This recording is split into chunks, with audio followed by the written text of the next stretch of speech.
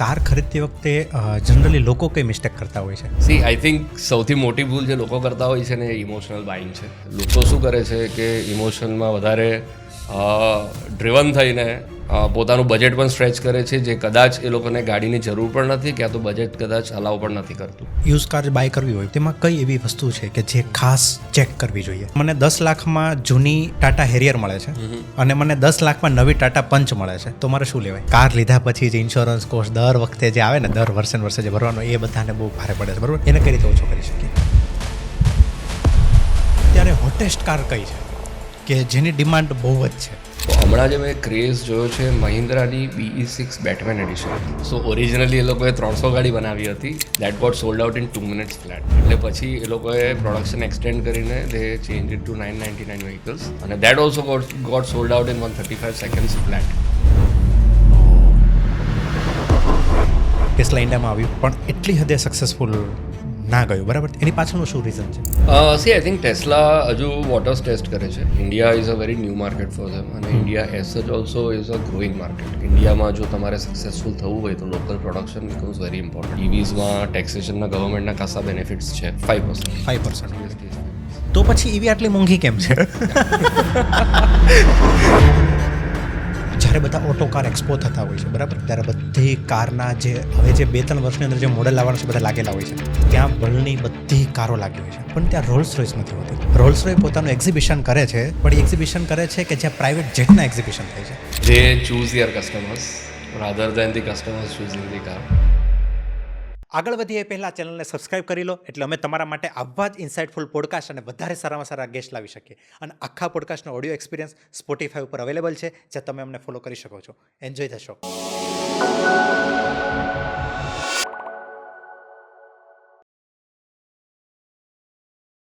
આજના એપિસોડમાં અમારી સાથે છે મિસ્ટર મિહિર નાણાવટી, જે ગુજરાતની સૌથી મોટી અને સૌથી પ્રતિષ્ઠિત નાણાવટી ઓટોમોબાઈલ ગ્રુપના ડિરેક્ટર છે. આ ગ્રુપ એ માત્ર એક કંપની નથી, પણ ગુજરાતના ઓટોમોબાઈલ સેક્ટરનું એક એમ્પાયર છે.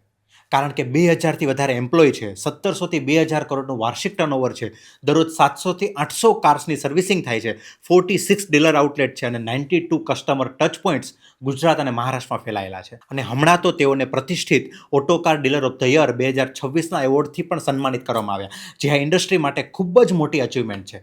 આજે આપણે મિહિરભાઈ સાથે વાત કરીશું કે ભારતમાં ઓટોમોબાઈલ ઇન્ડસ્ટ્રીનું ફ્યુચર શું છે, ઈવી કાર લેવી જોઈએ કે નહીં, યુઝડ કાર લેવી વર્થ ઇટ છે કે નહીં, લક્ઝરી કાર્સ અમીર લોકો કઈ રીતે ખરીદે છે. If you are car lover like me, તો તમને પણ આજના પોડકાસ્ટમાં ખૂબ જ મજા આવશે. સાથે સાથે બીજા ઘણા બધા ઇન્ટરેસ્ટિંગ ટોપિક ઉપર ચર્ચા કરીશું, સીધા એવા માણસ સાથે જે આ બિઝનેસને અંદરથી જાણે છે અને દરરોજ હજારો કસ્ટમર્સને સેવા આપે છે. કારણ કે આજનો એપિસોડ તમારા કાર બાઇંગ ડિસિઝનને હંમેશા માટે ચેન્જ કરી દેશે.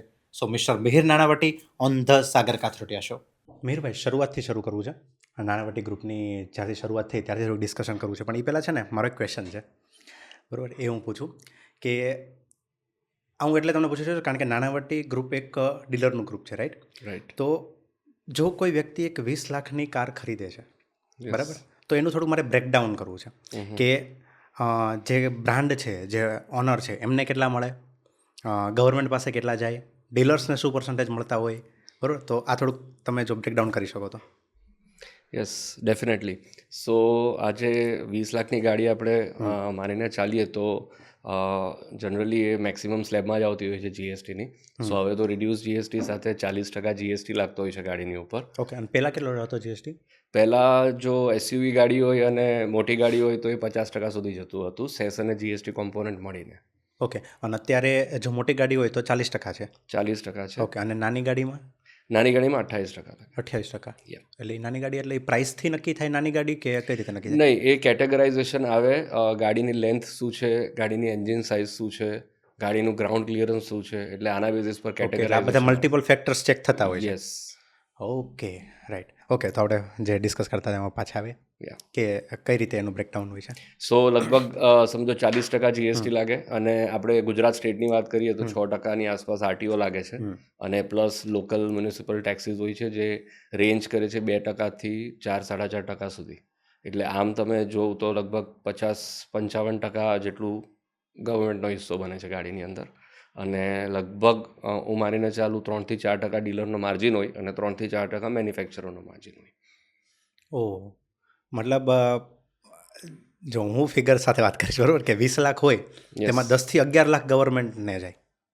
હા, એટલે આમ કેલ્ક્યુલેશન થોડું રિવર્સ આવે, કારણ કે બેઝ પ્રાઇસથી ડિસાઇડ થાય છે કે હવે ટેક્સીસ કેટલા લાગે છે. એટલે જો ગાડી 20 લાખની હોય તો એમાં માનીને ચાલો કે એની બેઝિક પ્રાઇસ છે તે લગભગ 13 લાખની આસપાસ હોય અને બાકીના ટેક્સીસ જતા હોય છે. અચ્છા, ઓકે. Right right. તો પછી જે તમે કીધું કે નાની ગાડી હોય એમાં ટેક્સ હોય 28%, તો એની અંદર જે બાકીનો જે ચાર્જીસ છે, જે આરટીઓનો ચાર્જ છે, એ બધા પ્લસ માઇનસ હોય કે એ ફિક્સ હોય? નહીં, આરટીઓ ચાર્જીસ ફિક્સ હોય છે. એ ફિક્સ હોય. ફિક્સ હોય, એટલીસ્ટ આપણા ગુજરાત સ્ટેટમાં તો ફિક્સ છે. બાકી અમુક સ્ટેટ છે કે જ્યાં કદાચ 10 લાખની ઉપરની ગાડી હોય તો ટેક્સીસ વધારે હોય છે, 10 લાખની નીચેના બ્રેકેટમાં ટેક્સીસ ઓછા હોય છે. ઓકે. અને ડીલરનું માર્જિન ઓલમોસ્ટ 3 થી 5% જનરલી બધા ડીલરો આ માર્જિન પર જ ઓપરેટ કરતા હોય છે, પણ હવે આમાં પણ વેરીડ હોય છે. કેટલી વખત તો ગાડીમાં કંઈક મળતું પણ નથી, કારણ કે કોમ્પિટિશન એટલી સ્ટ્રોંગ હોય છે, એટલે ડિસ્કાઉન્ટ્સ પણ જતા હોય છે. તો એ ડિસ્કાઉન્ટ બ્રાન્ડ સાઇડથી આવે કે એ ડીલર સાઇડથી? નહીં, ખાસો ટાઈમ બ્રાન્ડ સાઇડ પરથી પણ આવતા હોય છે, પણ ખાસો ટાઈમ ડીલરના એન્ડ પરથી પણ એડ થઈને જતું હોય છે. ઓકે. તો આપણે 2 સેગમેન્ટ રાખીએ બરાબર, કે એક છે એક લક્ઝરી કાર, હા. બરાબર, અને એક છે એવી કાર જે બજેટેડ કાર, Right. બરાબર, કે જે 5 લાખથી લઈને અને 20-25 લાખ સુધીની, બરાબર. તો જો ડીલર એંગલથી જોવા જઈએ તો કયા ડીલરને વધારે મળે પૈસા? ઇન્ટરેસ્ટિંગ ક્વેશ્ચન છે, પણ આમાં જનરલી આપણે ઓટોમોબાઈલ ઇન્ડસ્ટ્રી ખાસ કરીને ઇન્ડિયામાં જોયું છે કે જે વેલ્યુ સેગમેન્ટ છે, જે 5 થી 7 લાખનું તમે કીધું તે, આમાં કોમ્પિટિશન બહુ સ્ટ્રોંગ છે અને આમાં જનરલી ડીલર માર્જિન ઓછું બચતું હોય છે. અને જો લક્ઝરી કાર તમે સારી રીતે માર્કેટ કરી શકતા હો, સારી રીતે વેચી શકતા હો, તો એમાં માર્જિન્સ હાયર સાઇડ પર હોય છે. એટલે હા, ઓબ્વિયસલી વેલ્યુ વાઇઝ તમે જોવો તો જે લક્ઝરી ગાડી વેચતો હોય છે એ ડીલર કદાચ વધારે સારું પ્રોફિટેબિલિટી કરી શકે. ઓકે. સો મારે છે ને નાણાવટી ગ્રુપની શરૂઆતથી વાત કરવી છે, બરાબર, કારણ કે થોડીક ઇન્ટરેસ્ટિંગ જર્ની છે જ્યાં સુધી મેં બધું જોયું ને ત્યાં સુધી. તો આજે તમારી સાથે બેઠો છું તો આખું પહેલેથી ડિસ્કસ કરીએ. તો નાણાવટી ગ્રુપ જે છે એની શરૂઆત ક્યારે થઈ હતી અને કોણે કરી હતી? તમે જ શરૂઆત કરી હતી કે કોણે કરી હતી? નાણાવટી ગ્રુપની શરૂઆત આમ ઓટોમોબાઈલ ઇન્ડસ્ટ્રી સાથે તો જોડાયા છે 1971થી, જ્યાં દાદાએ ઓટોમોબાઈલમાં ટાયર્સ, લૂબ્સ અને ઓઇલ્સ છે એનું ડિસ્ટ્રીબ્યુટરશિપ ચાલુ કરી હતી. પણ જો ડિરેક્ટ ઓટોમોબાઈલની વાત કરીએ તો 98માં પપ્પાએ ઓટોમોબાઈલ ઇન્ડસ્ટ્રીમાં શરૂઆત કરી હતી અને પહેલાં હ્યુન્ડાઈની ડીલરશિપ હતી. તો એ સૌથી પહેલી ડીલરશિપ 98માં હ્યુન્ડાઈની હતી. હ્યુન્ડાઈની સુરત ખાતે જ હતી. ઓકે. એન્ડ ધેન પછી ત્યાર પછી આપણે બ્રાન્ડ્સ, શોરૂમ્સ એડ કરતા ગયા અને નાવ we are associated with 7 brands and all across South Gujarat and even Mumbai. We are there present with close to 46 dealerships and 92 touch points and with a staff of close to 2,000 people now. Okay, interesting. પણ જે રીતે તમે વાત કરી એટલી journey easy તો નહીં હોય કે 98માં પહેલો શોરૂમ થયો અને અત્યારે 2000 એમ્પ્લોય, બરાબર. તો એ જર્નીને થોડીક બ્રેકડાઉન કરીએ, બરાબર, કે પહેલી ડીલરશિપ તમે કીધું હ્યુન્ડાઈની લીધી હતી અને સુરતમાં, બરાબર. પછી સેકન્ડ શોરૂમ ક્યારે ઓપન થયો અને એ કઈ બ્રાન્ડનો હતો? સો હ્યુન્ડાઈનો જ સેકન્ડ શોરૂમ આપણે ઓપન કર્યો હતો. દેટ વોઝ અરાઉન્ડ 2001, કારણ કે એટલે પહેલો શોરૂમ કરતાં 3 વર્ષ લાગી ગયા, સેકન્ડ એકમાંથી 2 કરતા. Yes, right. પણ એ બહુ ઇન્ટરેસ્ટિંગ ફેઝ હતો આખું ઓટોમોબાઈલ ઇન્ડસ્ટ્રી માટે. બાકી કારણ કે તમે જો 90sની વાત કરો તો ઘણા ચેન્જીસ થયા હતા ઇન્ડિયન ટેક્સ સ્ટ્રક્ચરમાં અને ફોરેન ડાયરેક્ટ ઇન્વેસ્ટમેન્ટમાં. એટલે બહુ બધી કંપનીઓને જ્યારે માર્કેટ ઓપન થઈ ગયું હતું ત્યારે ઓપોર્ચ્યુનિટી મળી હતી ઇન્ડિયામાં આવીને બેઝ બનાવવા માટે. હવે આમાં અમુક કંપનીઓ, મારુતિ હતી અરાઉન્ડ 91-92માં આવી હતી, સુઝુકી બેઝિકલી જે મારુતિની સાથે ટાઈપમાં હતી. એટલે Suzuki was the international company, Japanese company છે. અને એ જ રીતે પછી બધાએ બેઝ પોતાના બનાવવાના શરૂ કર્યા. અરાઉન્ડ 95-96ની આસપાસ હ્યુન્ડાઈ આવ્યું હતું, જ્યારે પહેલી ગાડી એ લોકોએ અને પહેલાં શોરૂમ 98માં એ લોકોએ લોન્ચ કર્યા હતા. પછી ડેવુ કરીને એક કંપની હતી, ડેવુ. તો માટીઝ કાર આવતી હતી, હ્યુન્ડાઈ સેન્ટ્રો લોન્ચ કરી હતી અને અરાઉન્ડ 99માં ડેવુએ માટીઝ કાર લોન્ચ કરી. તો સેન્ટ્રો આટલી જૂનું મોડલ છે? યસ. ઓહો, ઇન્ટરેસ્ટિંગ. તો એ કઈ બ્રાન્ડ હતી? મેં નામ એકચ્યુઅલી પહેલી વાર સાંભળ્યું. હા, ના, that is also Korean brand only. Hyundai was also a Korean brand, South Korea based. Right. અને Daewoo was also South Korea based brand. અને એની માટીઝ કાર એ ટાઈમે ખાસી ચાલતી હતી.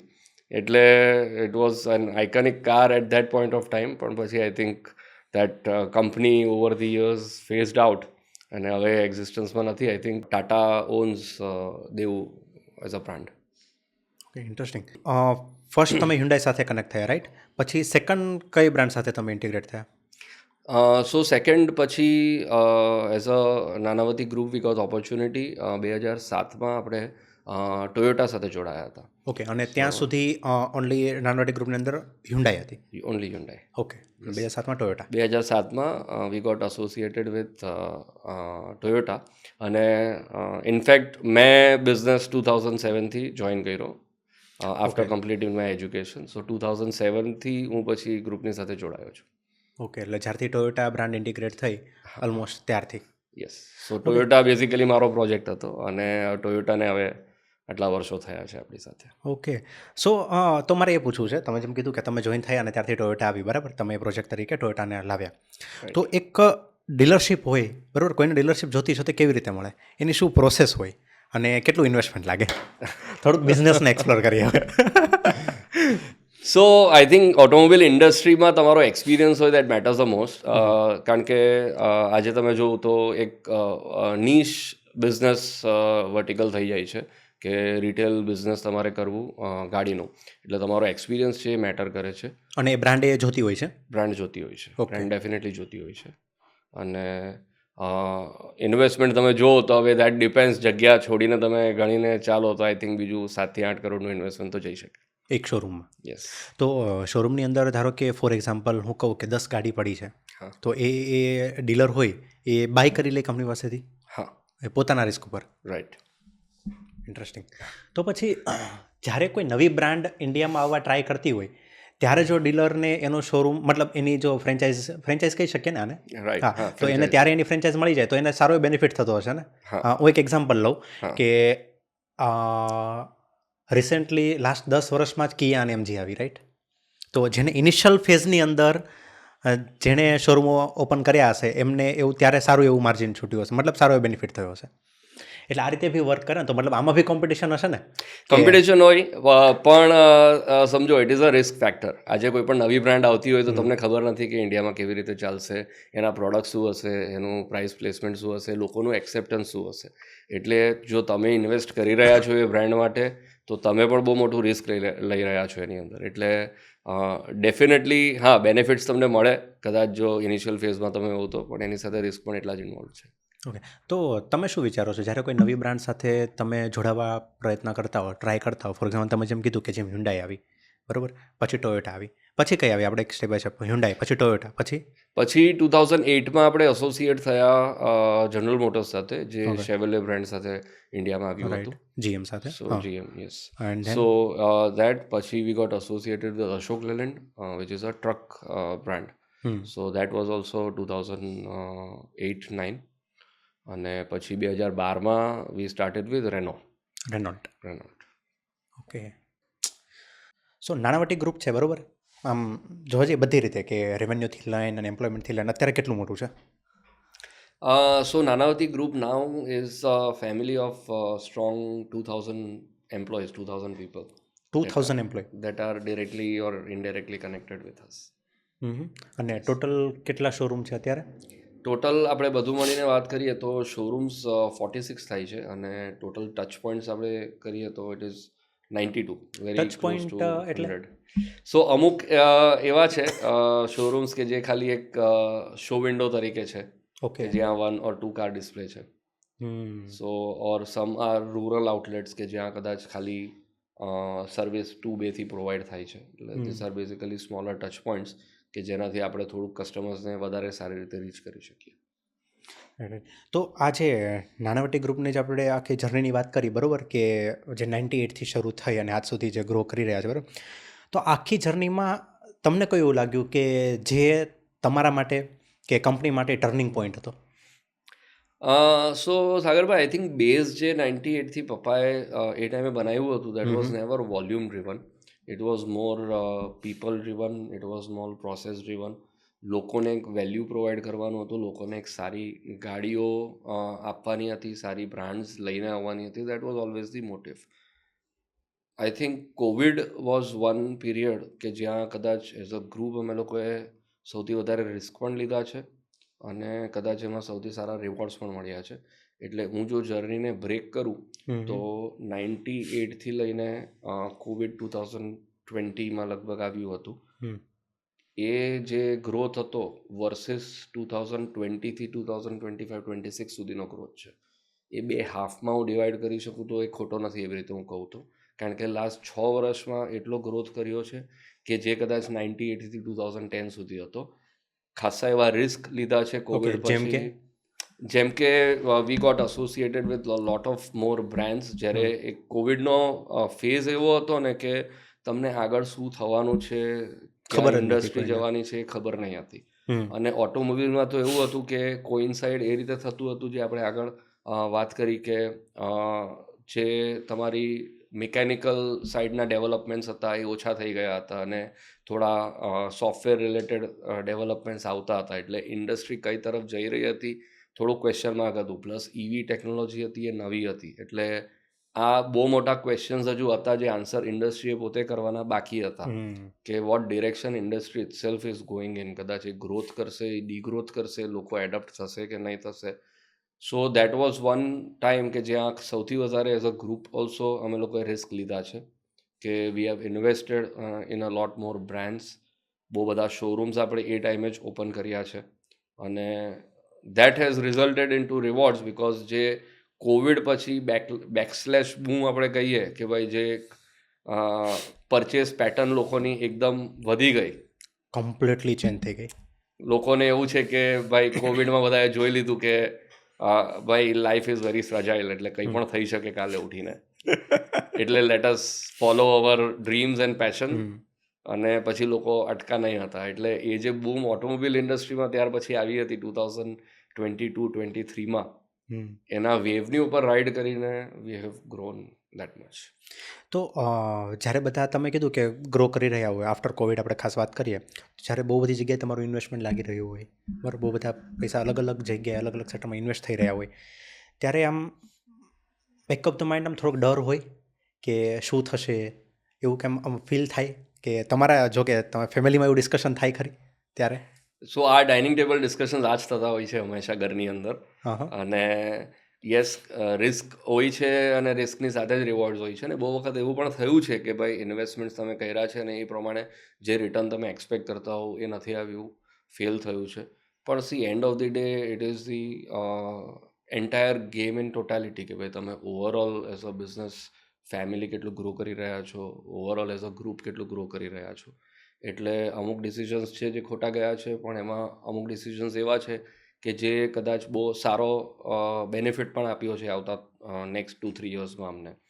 સો yes, it has been mixed, but overall સારો growth Covid પછી expect જે કર્યો હતો એનાથી બહુ જ વધારે છે. તો પછી જ્યારે એક્સપેક્ટેશન હોય અને એવું રિઝલ્ટ ના મળે, બરાબર, અથવા તો ફેઇલરને ફેસ કરવાનું થાય, તો એને તમે કઈ રીતે ફેસ કરો છો, અથવા તો કઈ રીતે તમે ફેઇલરને જુઓ છો? સી, ફેલિયર આવે છે અને you always learn from it. So હંમેશા હું પર્સનલી એ જોતો હોઉં છું કે ભાઈ કંઈક સારું શીખવા મળ્યું કે નહીં એમાંથી. જો તમે સારું શીખીને બહાર નીકળ્યા હો તો that was not a failure, it is still end of the day some positive success for you, કે ભાઈ આ સેમ વસ્તુ તમે નેક્સ્ટ ટાઈમ રિપીટ નહીં કરો અને આનાથી બેટર કરો. આપણે ઓટોમોબાઈલ ઇન્ડસ્ટ્રીના ફ્યુચર વિશે તો ઘણી બધી વાત કરી કે ફ્યુચરમાં શું થઈ શકશે, પણ તમે નાનાવટી ગ્રુપ વિશે શું વિચાર્યું છે? શું પ્લાન છે? ફ્યુચર પ્લાન શું છે? સી, ફ્યુચર પ્લાન એ જ છે કે લોકોને સાથે લઈને ચાલવાનો, because my people are my strength. So હું હંમેશા કહું છું કે ગ્રોથ મારું પોતાનું વિઝન તો છે, પણ એની સાથે મારી સાથે જે લોકો એસોસિએટેડ છે એનું પણ વિઝન છે. અને મારા માટે એક રિસ્પોન્સિબિલિટી છે, બિકોઝ એ લોકો પણ ગ્રોથ એક્સપેક્ટ કરતા હોય in terms of their personal and professional life. એટલે હું માનીને ચાલું, એ લોકો મને પુશ કરે છે to take up these new opportunities and to grow as a group. અને that is where we are heading with always જે બેઝિક્સ છે કે કસ્ટમર સેન્ટ્રિસિટી કે કસ્ટમર સેટિસ્ફેક્શન, એ બેઝ રાખીને આગળ વધવાનું. તો આ જે બ્રાન્ડ કરતાં આપણે કંપનીની વાત કરી કે તમારી કંપનીની સફળતા માટે, કંપનીની સક્સેસ માટે કસ્ટમર સેટિસ્ફેક્શન કેટલું જરૂરી છે? નહીં, સારું એવું જરૂરી છે. આઈ થિંક એ જ બેઝ છે. કારણ કે હું આજે વાત કરું ઇન ટર્મ્સ ઓફ ઓટોમોબિલ ઇન્ડસ્ટ્રીમાં વાત કરીએ તો એક કસ્ટમરની પ્રોડક્ટ પરચેઝ લાઈફ સાયકલ આવે કે તમારી પાસે ગાડી લઈ છે તો એનો એક્સપિરિયન્સ કેવો રહ્યો, ત્યાર પછી તમારી પાસે ગાડી સર્વિસમાં લઈને આવે છે ઓવર અ પીરિયડ ઓફ આટલા બધા વર્ષ કે ભાઈ 4 વર્ષ 5 વર્ષ યુઝ કરી, સો દર વર્ષે સર્વિસ 1 કે 2 કે 3 હોય જ છે, એટલે એમાં એક્સપિરિયન્સ કેવો રહ્યો, અને જો એ સેટિસ્ફેક્શન લેવલ સારું હોય અને એ કનેક્ટ સારો હોય તો એ તમારી સાથે વારંવાર જોડાશે, વારંવાર તમારી પાસે ગાડી લેવા આવશે અને હી વિલ ટ્રસ્ટ યુ. બહુ બધી વખત એવું હોય છે કે અમુક મારા રેફરન્સમાં લોકો હોય છે, એ લોકો મને કોલ કરીને પૂછે કે ભાઈ કઈ ગાડી લેવી જોઈએ, અને દે બ્લાઇન્ડલી ટ્રસ્ટ મી. એટલે that is the goodwill that you earn, that is what we believe in. Right. And recently you got award from Autocar, right? Dealer of the Year નો એવોર્ડ મળ્યો. Yes, right. First of all તો congratulations. Thank you, thank you. So જ્યારે આ award મળ્યો, બરાબર, કારણ કે આ એવોર્ડ જ્યાં સુધી હું સમજુ છું ત્યાં સુધી જેમ બોલિવૂડમાં જેમ ફિલ્મફેર છે, બરાબર, એ ટાઈપ એક ઓટોમોબાઈલ ઇન્ડસ્ટ્રી માટે આ એક એવોર્ડ છે, બરાબર, અને જેમાં તમને ડીલર ઓફ ધ યર તરીકે પસંદ કરવામાં આવ્યા અને તમને એ એવોર્ડ અપાણો, તમે શું ફીલ કરી રહ્યા હતા ત્યારે જ્યારે આ ડિસાઇડ થયું ત્યારે? So this win is not only for me, but જે આપણે વાત કરી 2000 લોકો આપણી સાથે એસોસિએટેડ છે, એ બધાની વિન છે. So the award is for Nanavati as a group, અને Autocar is a very renowned magazine, very renowned brand, and it is like તમે કીધું એવી રીતે કે Filmfare of automobile industry. So I feel very proud and I feel very humbled also at the same point of time, and I accept this on the behalf of all the 2000 people working with us. Great. સો અત્યારે જે આપણે એવોર્ડની વાત થઈ, બરાબર, તો બીજા કયા achievement છે કે નાણાવટી ગ્રુપે જે અચીવ કરેલા છે? અચીવમેન્ટ્સમાં હંમેશા હું ઉપર રાખું છું જે આપણે બલ્ક ડીલ્સ થઈ હોય કે લોકોને સર્વ કર્યું હોય, કારણ કે bulk generally deals means? So 2016માં આપણે હરે કૃષ્ણ ગ્રુપને વી હેવ ડિલિવર્ડ 600 vehicles, રેનોલ્ટની Kwid. So Hare Krishna group is known in Surat, right. But એ લોકો દિવાળીમાં હંમેશા એમ્પ્લોઈઝને ગિફ્ટ કરે છે કાર્સ, અને we were privileged enough to be part of that, કે આજે એમ્પ્લોઈઝને દિવાળી બોનસમાં ગિફ્ટમાં ગાડીઓ ગઈ હતી, દેટ વોઝ રેનોલ્ટ ક્વિડ, અને એ એક મેટર ઓફ પ્રાઇડ થઈ જાય છે અને અચીવમેન્ટ થઈ જાય છે કે કંઈક સારા કામના માટે ગાડીઓ યુઝ થઈ રહેલી છે, અને એમ્પ્લોઈઝ અને જે આટલા લોકોથી આટલા વર્ષોથી જે લોકો એસોસિએટેડ છે હરે કૃષ્ણ ગ્રુપ સાથે, એ લોકોને આ ગાડીઓ યુઝ કરવા માટે મળશે. રાઈટ. તો આવી જે બલ્ક ડીલ્સ છે એ આમ કન્ટિન્યુઅસ આવતી રહેતી હોય છે કે બહુ રેર હોય? નહીં, આવતી હોય છે. એટલે each and every bulk deal is prestigious for us. એટલે હમણાં જ રિસન્ટલી અમે લોકોએ લુથરા ગ્રુપ છે ત્યાં 51 સિટ્રોઇનની ડિલિવરી કરી, અને એ પણ અગેન જે લુથરા ગ્રુપ છે એમણે એમના એમ્પ્લોઈઝના માટે વિચાર્યું હતું અને એમને ગિફ્ટમાં આપી હતી ગાડી. એટલે ધીસ બિકમ્સ પ્રેસ્ટિજિયસ, કારણ કે આજે કદાચ કોઈક પરચેઝ ઇન્ડિવિજ્યુઅલ લેવલ પર તો થાય છે, અને એ પોતાના હાર્ડ અર્ન મનીથી લે છે, it becomes important for them. પણ જ્યારે કંપની એ લોકોના પોતાના એમ્પ્લોઈઝ માટે વિચારીને એમને ગાડીઓ આવી રીતે આપતા હોય છે, you feel achievement in that you are part of that. અત્યારે તો નાણાવટી ગ્રુપ છે એનું ટર્નઓવર કેટલું છે? સો આપણું ટર્નઓવર ગ્રુપ લેવલ પર આપણે વાત કરીએ તો it is close to 1800 crores annually. Nice. પણ અત્યારે આપણે જોવા જઈએ ને તો જેમ દરેક પ્રોડક્ટની અંદર કહેવાય ને કે ડિજિટલ બાઇંગ શરૂ થયું છે, બરાબર, કે લોકો ઓનલાઈન બધી વસ્તુ પરચેસ કરી રહ્યા છે અને આ બધું કરી રહ્યા છે, તો ઓટોમોબાઈલ ઇન્ડસ્ટ્રીમાં આવું કંઈક થઈ રહ્યું છે ખરા? કે કારણ કે તમે આટલા બધા શોરૂમ ઓપન કર્યા છે, રાઈટ, કે લોકો ઓનલાઈન પસંદ કરીને અને ઓનલાઈન કંઈક બાય કરી રહ્યા હોય, આવું થાય છે ખરું? સો આઈ થિંક આખું લેન્ડસ્કેપ આપણે જોઈએ તો ચેન્જ થઈ ગયું છે લાસ્ટ 7-8 વર્ષમાં, અને કોવિડના લીધે આ થોડું મોમેન્ટમ વધારે આવી ગયું છે in terms of digital space.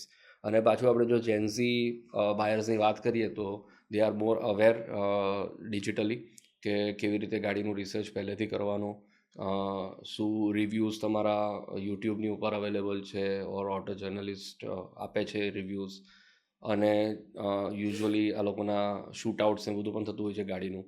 અને ફીચર્સ ને બધું તો તમને ઇન્ફોર્મેશન ઓનલાઈન જ મળી જતી હોય છે. એટલે હવે પીપલ આર મોર અવેર.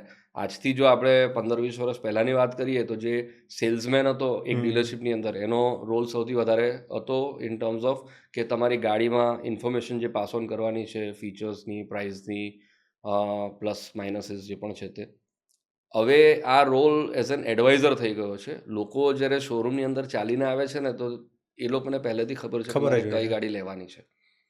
અને એ બેઝિકલી શોરૂમની અંદર ચાલીને આવે છે ને, તો એ વેલિડેશન માટે આવે છે કે મેં જે મારા રિસર્ચના થ્રુ પસંદ કરી છે ગાડી, મારું એકચ્યુઅલી એવું જ સિલેક્શન છે ને. બરાબર છે કે નહીં. તો ડિજિટલી લોકો મતલબ અવેર થઈ રહ્યા છે, લોકો બધું સર્ચ કરે. ડિજિટલ બાઇંગ શરૂ નથી થયું ને ઓટોમોબાઈલ ઇન્ડસ્ટ્રીમાં? નહીં, ડિજિટલ બાઇંગ પણ શરૂ છે, પણ આઈ થિંક હજુ એ લેવલ પર નથી કે કદાચ આખી આખી પ્રોસેસ એ ઓનલાઈન પતાવી શકે. કારણ કે ડીલરનો રોલ હજુ ફેસિલિટેટ કરવામાં રહેશે. કારણ કે ગાડી એક શું છે, હાઈ વેલ્યુ પરચેસ છે અને ઇમોશનલ પરચેસ છે. એટલે જ્યાં સુધી જો એ ટચ એન્ડ ફીલ કસ્ટમર નહીં કરે ત્યાં સુધી એના માટે ડિફિકલ્ટ છે ડિસિઝન લેવું. એટલે એ વેલિડેશન બહુ ઇમ્પોર્ટન્ટ છે એના માટે શોરૂમની અંદર જઈને.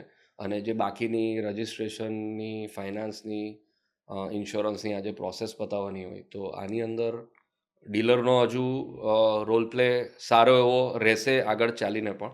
એટલે for information gathering or decision making digital process છે, યુઝ થાય છે, પણ I think for actual purchase on ground થાય.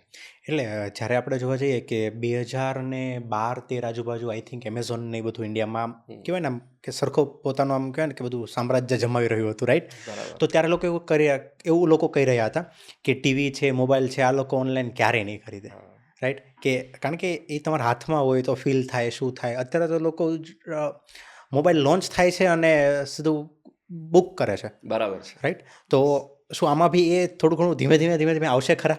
લાગે છે ખરા? કારણ કે જો આવશે તો જેમ ટીવીના શોરૂમો કમ્પ્લીટલી બંધ થયા એવું આની ઉપર ઇફેક્ટ નહીં થાય? સી, ગાડીમાં મને નથી લાગતું કે આવતા એટલીસ્ટ 15-20 વર્ષ સુધી આ ઇશ્યુ રહેશે. બિકોઝ મેં કીધું એવી રીતે કે it is steel a very emotional purchase. લોકોને ટચ એન્ડ ફીલ કરવું. કારણ કે મોબાઈલ શું છે કે આજે બધા માટે સરખો જ છે. હું આઈધર એન્ડ્રોઈડ પર છું ઓર હું એપલ પર છું. એટલે મારી પાસે ચોઇસીસ વધારે નથી. અને એ એક સ્ટાન્ડર્ડાઇઝ પ્રોડક્ટ છે. જ્યારે ગાડી આજે પણ પર્સનલાઇઝ છે કે મને ચલાવું છું ત્યારે કેવી ફીલ આવે છે. અને જ્યાં સુધી તમે પર્સનલી નહીં જોવો ત્યાં સુધી you cannot make a decision. પણ I don't know who says never. એટલે આજે એવું છે કે ભાઈ યુ નેવર સે નેવર. 20 વર્ષ પછી, 25 વર્ષ શું પછી થશે યુ નેવર નો. ટેસ્લા એ મોડલ પર જ આજે કામ કરી રહ્યું છે અને they have had success in US. એ લોકોના શોરૂમ્સ છે, પણ એ પોતાના જ શોરૂમ્સ છે. They do not have any dealer network.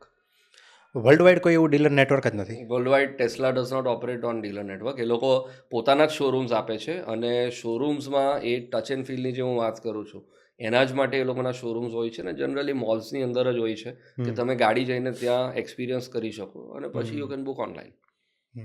મેં એક તમે જે કીધું ને શોરૂમમાં લોકો આ ફીલ કરી શકે, મેં એક બહુ સરસ વાત ક્યાંક સાંભળી હતી. આઈ ડોન્ટ નો કે એ સાચું છે કે ખોટું, કે જ્યારે બધા ઓટો કાર એક્સપો થતા હોય છે, બરાબર, કે જે વર્લ્ડ વાઇડ થતા હોય કે આપણે ઇન્ડિયામાં થતા ગમે ત્યાં થતા હોય, ત્યારે બધી કારના જે હવે જે 2-3 વર્ષની અંદર જે મોડલ આવવાના છે બધા લાગેલા હોય છે, બરાબર. અને જેને બધા લોકો રિવ્યૂ કરી રહ્યા હોય છે, ઇન્ફ્લુઅન્સરથી લઈને ક્રિએટર્સથી લઈને બધા ક્રિટિક્સથી લઈને બધા રિવ્યૂ કરી રહ્યા હોય છે. ત્યાં વર્લ્ડની બધી કારો લાગી હોય છે, પણ ત્યાં રોલ્સ રોયસ નથી હોતી, બરાબર. રોલ્સ રોય પોતાનું એક્ઝિબિશન કરે છે, પણ એ એક્ઝિબિશન કરે છે કે જ્યાં પ્રાઇવેટ જેટના એક્ઝિબિશન થાય છે. આવું મેં ક્યાંક સાંભળ્યું હતું. અને થોડું યાદ છે કે આવું કંઈક સાંભળ્યું હતું કે વાંચ્યું હતું, પણ આવું તમે સાંભળેલું છે? નહીં, રોલ્સ રોયસનું ડેફિનેટલી આ છે કે they choose their customers rather than the customers choosing the car. એટલે they are very secretive in their data. કે આજે કોઈક રોલ્સ રોયસ લેતું હોય છે તો એ રેગ્યુલર જે ડેટાબેઝ શેર થતો હોય છે that also they keep to themselves. They do not share it. અને it is a very prestigious and privilege buy. એટલે તમે એક ગાડી લો છો તો ઇટ ઇઝ નોટ ઓનલી ગાડી, પણ એ આખું એક્સપિરિયન્સ તમે બાય કરો છો રોલ્સ રોયસનો. અને એ એક્સપિરિયન્સ છે એના પૈસા છે. અને રોલ્સ રોય માટે એક બીજી વાત બી કહેવાય ને કે આઈ ડોન્ટ નો, આઈ થિંક એ સાચું છે કે ખોટું, કેવી ફરતી હોય છે કે જ્યારે તમારે ફેમિલીની લેગેસી હોય એક, બરાબર, તો જ તમને આ કાર મળે. તો આવું હોય છે કે હવે એવું નથી રહ્યું? ના, એવું તો નથી. તમે પરચેસ કરી શકો પણ તમે વાત સાંભળી છે ખરી? Yes. So I have been privileged enough કે જે રોલ્સ રોયસના ડીલર્સ છે એ લોકો પણ સારા ફ્રેન્ડ્સ છે. હા. અને એ ડેફિનેટલી છે કે કંપની થોડું ઘણું બેકગ્રાઉન્ડ રિસર્ચ કરતું હોય છે ગાડી કોણ લે છે અને શું યુઝ કરવાની છે તે. એટલે ભાઈ સચિન તેંડુલકર છે, અમિતાભ બચ્ચન છે, એ લોકો ગાડી લેવા જાય તો ક્વેશ્ચન્સ નહીં આવે, પણ if common person is going there તે definitely do a background check. પણ કોમન પર્સન રોલ્સ રોયસનું વિચારતો હોય તેની પાસે એટલું તો બેંક બેલેન્સ હશે કે એ ખાલી ત્યાં વિચારી રહ્યો છે, તો બી કંપનીને શું ફરક પડે છે? સો આજે શું છે, બહુ બધું ગાડીની સાથે ઇમેજ એટેચ છે. એટલે આજે હું કયા પર્પઝ માટે લઉં છું, શું યુઝ કરું છું, મારું પ્રોફેશન શું છે, જે લોકો ગાડી યુઝ કરે છે એનાથી બ્રાન્ડનો ઇમેજ પણ બને છે. અને એ લોકો એ વસ્તુ હંમેશા ધ્યાનમાં રાખે છે કે જે લોકો યુઝ કરે છે they are at that level કે ભાઈ our image is not tarnished. તો પછી આ જે રીચ લોકો છે એ કાર કઈ રીતે બાય કરતા હોય છે? સો રીચ લોકોમાં મેં કીધું એવી રીતે કે it is never a value call that they tech, it is always emotion and passion. અને એની અંદર તમારી આખો એક્સપિરિયન્સ બાય કરો છો તમે કોઈ વખત ખાલી ગાડીઓ નથી બાય કરતા. એટલે આજે જો હું કદાચ 15 લાખ 20 લાખની ગાડી બાય કરતો હોઉં ને તો પછી હું એનું વેલ્યુ પ્રિપોઝિશન જોતો હોઉં છું. પણ જ્યારે હું 4 કરોડની ગાડી બાય કરતો હોઉં છું તો તેન વેલ્યુ પ્રપોઝિશન નથી ઇમ્પોર્ટન્ટ મારા માટે બ્રાન્ડની ઇમેજ, લેગસી, પ્રાઇવસી જે એટેચ છે તે કે હું આ ગાડી પરચેસ કરું છું, સો મારો ડેટા કેટલો પ્રાઇવેટ છે અને what experience I get in terms of service and in terms of brand value. એટલે આ એક એક્સપિરિયન્સ બાય કરતા હોય છે રીચ લોકો. They are never buying a value proposition. Okay. હમણાં આપણે બધી ટેકનોલોજીની વાત થઈ, રાઈટ? એમાં તમે એક વર્ડ બોલ્યા હતા ADAS ટેકનોલોજી, બરાબર? એ શું છે? So ADAS is basically new technology which is autonomous driving. ADAS કહેવાય, તો ઓટોનોમસ ડ્રાઈવ અસિસ્ટ સિસ્ટમ. સો આ બેઝિકલી તમારી ગાડીને એક હાફ ઓટોમેટેડ લેવલ પર લઈ જાય છે કે એમાં બહુ બધા ફંક્શન્સ છે એ ગાડી જાતે કરે છે. હવે આમાં there are 5 levels different which are level 1 to level 5. હવે લેવલ 1 ઇઝ ક્વાઇટ બેઝિક અને લેવલ 5 તમે જાઓ તો એ આપણે જે સેલ્ફ ડ્રિવન કારની વાત કરીએ કે ભાઈ આખી ગાડી જ જાતે ચાલે, તમારે કંઈ નથી તો કરવાનું. આપણે ઇન્ડિયામાં અત્યારે કયા લેવલ સુધી થયું છે? સો ઇન્ડિયામાં level 2 is very common now. Level 3 પણ હવે આવી રહ્યું છે ધીરે ધીરે. હવે લેવલ 2માં તમે જોવો તો અમુક વસ્તુ એવી છે કે જે ગાડી જાતે કરે અને એ મેજરલી એક્ટિવ અને પેસિવ સેફટીમાં કામ કરતી હોય છે. જેમ કે સો જેમ કે આપણે એક્ટિવ સેફટીની વાત કરીએ તો ઇટ ઇઝ લેન અસિસ્ટ. સો આજે હું ગાડી એક લેનમાં ચલાવું છું અને દેર આર ઓલવેઝ માર્કર્સ જે લેનની ઉપર હોય છે તે. તો ગાડીની અંદર એવી ટેકનોલોજી છે, કેમેરાઝ લાગ્યા છે કે તમારી લેનમાં તમને રાખવામાં અસિસ્ટ કરશે. ઇન કેસ જો તમારું ધ્યાન છૂટતું હોય કે સ્ટિયરિંગ થોડુંક ક્રોસ જઈને લેનની બહાર જતા હો તમે, તો એ ADAS ટેકનોલોજી તમને અસિસ્ટ કરશે કે તમે લેનમાં જ રહો. ક્યાં તો સ્ટિયરિંગ વાઇબ્રેટ કરશે, ક્યાં તો સ્ટિયરિંગ જાતે પાછું અંદર આવી જશે કે તમે એ લેન મેન્ટેન કરીને પણ ચલાવી હું શકો. હું મારી જાતે જ લેન ચેન્જ કરી રહ્યો છું, થોડું લેનની વચ્ચે ચલાવવા ટ્રાય કરી રહ્યો છું, તો ત્યારે શું કરશે? સો તમે સાઇડ લાઇટ આપી હોય તો તમે લેન ચેન્જ કરી શકો. અચ્છા, ઓકે. હા, એ ધેટ ધી નહીતર ટેકનોલોજી. નહીતર તમે જે કીધું કે વાઇબ્રેટ કરશે, હા. એટલે તમે જો કદાચ કોઈની આંખ લાગી ગઈ હોય તો એ થોડાક સો ઇવન જે આંખ લાગી ગઈ તમે કીધું તે હા. That also becomes part of ADAS technology કે એની અંદર પણ કેમેરા છે કે ઇન કેસ જો ડ્રાઈવરના સ્ટિયરિંગના ફીલથી એવું લાગે છે કાં તો આઈસ છે થોડી ડ્રૂપ થતી હોય છે કે બંધ થતી હોય છે તો તમને એલર્ટ આપે કે ડ્રાઉઝીનેસ એલર્ટ કહેવાય એને, કે ડ્રાઈવર છે એ થોડો ડ્રાઉઝી થઈ રહ્યો છે. સો બેટર ઇઝ કે બ્રેક લઈ લે, ક્યાં તો એકાદ કોફી પી લે અને કન્ટિન્યુઅસ ધી જર્ની. એટલે this are all parts of that ADAS technology. આ બધું લેવલ 2માં છે આ લેવલ 2માં અને તમને લેવલ 3 હવે ધીમે ધીમે આવી રહ્યું છે. લેવલ 3 આવી રહ્યું છે જેમાં થોડું ઘણું ઓટોમેટેડ થઈ રહ્યું છે. જેમ કે એમાં શું સો ઇવન લેવલ 2માં તમે જોવ તો એવી ટેકનોલોજી છે, આપણે એક રેગ્યુલર ક્રૂઝ કંટ્રોલની વાત કરતા હોઈએ, રાઈટ. પણ now it is adaptive cruise control. એટલે તમે સમજો કે ક્રૂઝ કંટ્રોલમાં તમારી ગાડીની એક બેઝિક લિમિટ સેટ કરી છે કે ભાઈ 80 કિલોમીટર્સની સ્પીડે ગાડી ચાલ્યા કરે છે, રાઈટ. પણ આગળની ગાડી છે તમારી સ્લો થઈ તો તમારે બ્રેકિંગ જાતે કરવું પડે. પણ એડપ્ટિવ ક્રૂઝ કંટ્રોલમાં એવું છે કે જો આજે આગળની ગાડી છે તમારી સ્લો થઈ તો તમારી ગાડી ઓટોમેટિકલી એની સ્પીડને મેચ કરવા માટે સ્લો થઈ જશે. So that is active, all part of active safety in ADAS. અને પેસિવ સેફટીની વાત કરીએ કે ભાઈ ઇન કેસ જો તમારી ગાડી એક્સિડન્ટ થઈ ગયું કે એવું કંઈક થયું તો there is emergency calling that happens through the software, કે જ્યાં ડિરેક્ટલી એ ડિટેક્ટ કરે છે કે ગાડી એક્સિડન્ટ થઈ છે. એટલે દેર આર સેન્સર્સ ઇન્વોલ્વ, અને એ ઓટોમેટિકલી હેલ્પ પહોંચાડી દે છે ક્યાં તો કંપનીને, ક્યાં તો લોકલ હોસ્પિટલ કે પોલીસ સ્ટેશનમાં, કે આ ગાડીમાં કંઈક તો થયું છે અને there needs to be help that needs to go there. Even emergency બ્રેકિંગની આપણે વાત કરીએ તો બહુ વખત એવું હોય છે કે તમારું ધ્યાન નથી રહેતું અને આગળ કંઈક ગાડી આવી જાય છે, તો ADAS ટેકનોલોજી તમને હેલ્પ કરે ઇમરજન્સી જાતે બ્રેક કરવામાં. રાઈટ. જે ક્રૂઝ કંટ્રોલની તમે વાત કરીએ, પણ એકચ્યુઅલી એ ખરેખર જ્યારે આપણે ચાલીએ ત્યારે એ પ્રોબ્લેમ છે જ. તો મતલબ એક કહેવાય ને કે એક લોકોની સેફટી માટે આ ટેકનોલોજી આવી રહી છે. યસ. અને હજી તો આપણે લેવલ 2 એ છીએ, મતલબ લેવલ 3, 4, 5 ઘણું બધું હજી થઈ રહ્યું છે. સો લેવલ 3ની વાત કરીએ તો એ હજુ થોડું વધારે એડપ્ટ કરે, કે જેમાં તમે કદાચ સ્ટિયરિંગ છોડી પણ દો તો ગાડી જાતે ચાલી શકે. તો એવું તો આઈ થિંક કોઈ કારમાં અત્યારે દેખાય છે. હા, કોઈ થોડી પ્રીમિયમ ગાડીઓ છે કે જેની અંદર આ ફીચર અવેલેબલ થાય છે, પણ આપણે કીધું એવી રીતે કે ભાઈ ટેકનોલોજી અવેલેબલ છે, ઇન્ફ્રાસ્ટ્રક્ચર હજુ છે કે નહીં, કે લોકોનું માઇન્ડસેટ છે કે નહીં, દેટ ઇઝ ધી ક્વેશ્ચન. તો ઓલું જે ઓટોમેટિક કાર પાર્કિંગ વાળું જે છે એ આ ટેકનોલોજીનો જ પાર્ટ છે. હા. ઓકે. સો એમાં પણ તમારી ગાડી જાતે પેરેલલ પાર્કિંગ કાં તો સાઈડ પાર્કિંગ કરી શકે છે. તમારે ખાલી એને ઓટો પાર્કિંગ મોડ પર મૂકી દેવાનું હોય છે અને સ્ટેરિંગ છોડી દેવાનું, એક્સિલરેટર છોડી દેવાનું, એ આગળ પાછળ લઈને તમારી કાર ઓટોમેટિકલી પાર્કિંગ સ્લોટમાં પાર્ક કરી શકે. ઇન્ટરેસ્ટિંગ. તો અત્યારે આપણે ઓલ ઓવર જોઈએ તો નાણાવટી ગ્રુપ થ્રુ ટોટલ કેટલી કાર સેલ થઈ રહી છે અને સર્વિસ થઈ રહી છે? એક નંબર્સ ઉપર વાત કરીએ. સો નંબર્સની હું વાત કરું તો એવરેજ આપણે મહિનાની અંદર નાણાવટી ગ્રુપ અરાઉન્ડ 1700-1800 ગાડી સેલ કરી રહ્યું છે. 1700-1800. યસ. આ આપણે વાત કરીએ એરિયાની તો it is entire south Gujarat and Mumbai put together. Okay. અને મેજરલી જોવા જઈએ તો કયા સિટીમાં શોરૂમ છે? સો આપણું શોરૂમની અવેબિલિટી મેજરલી સુરત અને મુંબઈ એઝ અ હબ છે, અને ત્યાર પછી બાકીના જો લોકેશન્સ આપણે જોઈએ તો ઇન એન્ડ અરાઉન્ડ ભરૂચ છે, વાપી છે, બારડોલી છે, નવસારી છે, અને મુંબઈમાં વાત કરીએ તો વસઈ છે, બોઈસર છે. So we are present in all of this locations. Okay. અને જો મહિનાનું તમે કીધું કે સેલ આટલી કાર થઈ રહી છે, અને સર્વિસમાં?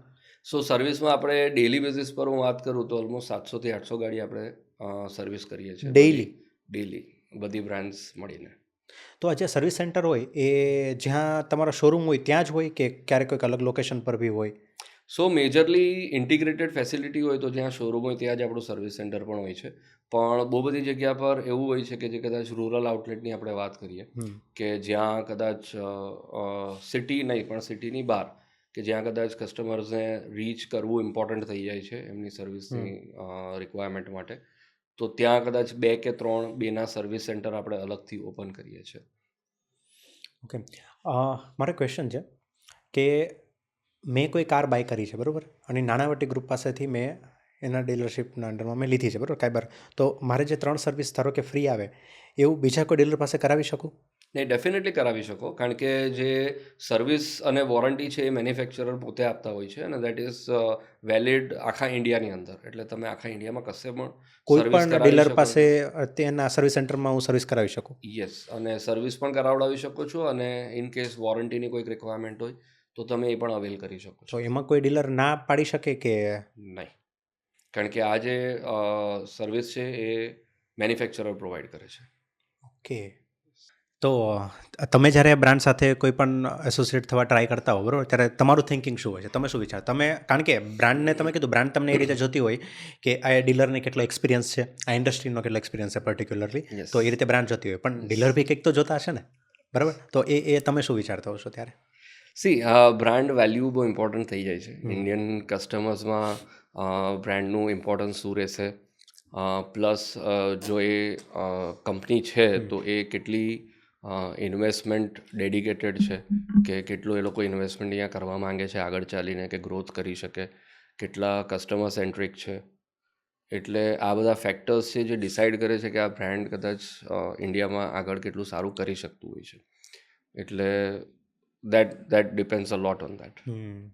કે એને એ બ્રાન્ડને કસ્ટમર કઈ રીતે થોડું પસંદ કરી રહ્યા છે, બ્રાન્ડ કસ્ટમર સુધી પહોંચવા માટે કઈ રીતના ને બધું marketing? બ્રાન્ડનું પોતાનું કેટલું ઇન્ટરેસ્ટ છે in terms of investment, in terms of કસ્ટમરને અન્ડરસ્ટેન્ડ કરવાનું અને એ પ્રમાણે ગાડીઓ લઈને આવવાની, બનાવવાની. સો કેટલું ઇન્ડિયા સેન્ટ્રિક છે. કારણ કે India is a very tough market. આમ તમે જુઓ તો બહુ કોમ્પિટિટિવ ઓટોમોબાઈલ સેક્ટર છે. એટલે જ્યાં સુધી તમારું, હું માનીને ચાલું છું કે લોકલ પ્રોડક્શન એક લેવલ સુધી નહીં હોય, it is difficult to bring એટલે કાર જો સારી પ્રાઇઝે લઈને આવવાની હોય અને સારા ફીચર્સ સાથે લઈને આવવું હોય તો તમને લોકલ પ્રોડક્શન જોઈએ. એટલે આજે કેટલું બ્રાન્ડ ઇન્વેસ્ટેડ છે, કેટલું ઇન્ડિયા સેન્ટ્રિક છે, આ બધા ફેક્ટર્સ ઇમ્પોર્ટન્ટ બની જાય છે એક બ્રાન્ડ સાથે એસોસિએટ થવા માટે. ઘણી બધી વસ્તુ મેટર કરતી હોય છે. તો આ કાર ખરીદતી વખતે જનરલી લોકો કઈ મિસ્ટેક કરતા હોય છે? કારણ કે તમે જે વાત કરી કે ઇન્ડિયા બહુ કોમ્પિટિટિવ માર્કેટ છે, રાઈટ? તો થોડુંક આપણે લોકોના પર્સપેક્ટિવથી વાત કરીએ કે લોકો શું ભૂલ કરતા હોય છે કે જેને ધ્યાનમાં રાખવી જોઈએ. આઈ થિંક સૌથી મોટી ભૂલ જે લોકો કરતા હોય છે ને એ ઇમોશનલ બાઇંગ છે. આજે કેમ ખબર ના પડી મને. આજે ઇન્ડિયામાં એટલી બધી ગાડીઓ અવેલેબલ છે કે તમે કદાચ તમારું બજેટ 50-60 હજારથી સ્ટ્રેચ કરશો ને તો તમને એક બીજી પ્રોડક્ટ મળી જશે, બીજી ગાડી મળી જશે, કદાચ એનું વેરિયન્ટ મળી જશે, કાં તો આખી ગાડી નવી મળી જશે. એટલે લોકો શું કરે છે કે ઇમોશનમાં વધારે ડ્રિવન થઈને પોતાનું બજેટ પણ સ્ટ્રેચ કરે છે, જે કદાચ એ લોકોને ગાડીની જરૂર પણ નથી, ક્યાં તો બજેટ કદાચ અલાઉ પણ નથી કરતું. એટલે આ એક ઇમોશનલ બાઇંગ છે એ મેં જનરલી ઇન્ડસ્ટ્રીમાં જોયું છે કસ્ટમર્સમાં, કે એ લોકો આમાં ખાસા એવા ભૂલો કરે છે કે ભાઈ જે જરૂરિયાત છે એના કરતાં વધારે હાયર પ્રાઇઝમાં ક્યાં તો હાયર બજેટની ગાડી લઈ લે છે. એટલે that is one mistake. Second, કે જે ફીચર્સની જરૂર નથી એ ફીચર્સ એ લોકો ગાડીની અંદર એક્સપેક્ટ કરે છે, માંગે છે, અને પછી યુઝ નથી થતા અને એન્ડ ઓફ ધી ડે વધારે પ્રાઇસ પે કરીને પરચેસ કરે છે. એટલે તમારી રિક્વાયરમેન્ટ શું છે એના બેઝિસ પર તમે ગાડી નથી લેતા. તમે માર્કેટમાં શું વેચાય છે કે શું ફીચર્સ ચાલે છે એના બેઝિસ પર તમે ડિસિઝન લો છો, અથવા તો માર્કેટમાં શું ટ્રેન્ડ ચાલે છે, માર્કેટમાં શું ટ્રેન્ડ ચાલે છે એના બેઝિસ પર લો છો. એટલે આજે શું છે, એક બજેટ તમે લઈને ચાલતા હો તો એની અંદર 10 ગાડી છે. બની શકે છે કે કોઈક અમુક ગાડી છે જે વધારે વેચાય છે, અમુક ઓછી વેચાય છે, પણ તમારી જરૂરિયાત શું છે? જે વધારે વેચાય છે એ લેવી જરૂરી નથી. તમારી જરૂરિયાત શેમાં વધારે સારી રીતે પૂરી થાય છે એ ગાડી ઇમ્પોર્ટન્ટ છે તમારા માટે. ઓકે, તો કઈ કાર તમારા માટે બેસ્ટ છે એ કઈ રીતે કોઈ પણ કસ્ટમર ડિસાઇડ કરી શકે? આ સાગરભાઈ એક્ઝેક્ટલી કન્સર્ન આવે છે. હા, કઈ ગાડી બેસ્ટ છે તમારા માટે, દેટ ઇઝ ઇમ્પોર્ટન્ટ. એટલે તમારે તમારું ચેકલિસ્ટ પોતે બનાવવું જોઈએ. ઓકે, એક એક્ઝામ્પલ સાથે જઈએ. હા, બરાબર, કે મારે ડેઇલી, હું મારી જ વાત કરું બરાબર, મારે ડેઇલી 50 કિલોમીટર જેવું ડ્રાઈવ થાય છે, બરાબર, કારણ કે ઘરથી ઓફિસ ને ઓફિસથી ઘરે, જો કંઈક મિટિંગ હોય તો 50 to 70 કિલોમીટર ડેઇલી ડ્રાઈવ થાય છે. રાઈટ. અને તો મારું બજેટ છે 15 થી 20 લાખ, બરાબર. તો મારે કઈ કારમાં જવું જોઈએ? એટલે આમાં તમારી જે રિક્વાયરમેન્ટ છે એ પ્રમાણે હું કદાચ બ્રાન્ડ તો નહીં કહું, હા, પણ એટલે બ્રાન્ડ વગર આપણે ટાઈપ સાઈડ જઈએ, મતલબ કે મારે એસયુવી જ લેવી જોઈએ, કાર લેવી જોઈએ, અથવા તો કઈ ટાઈપની લેવી જોઈએ?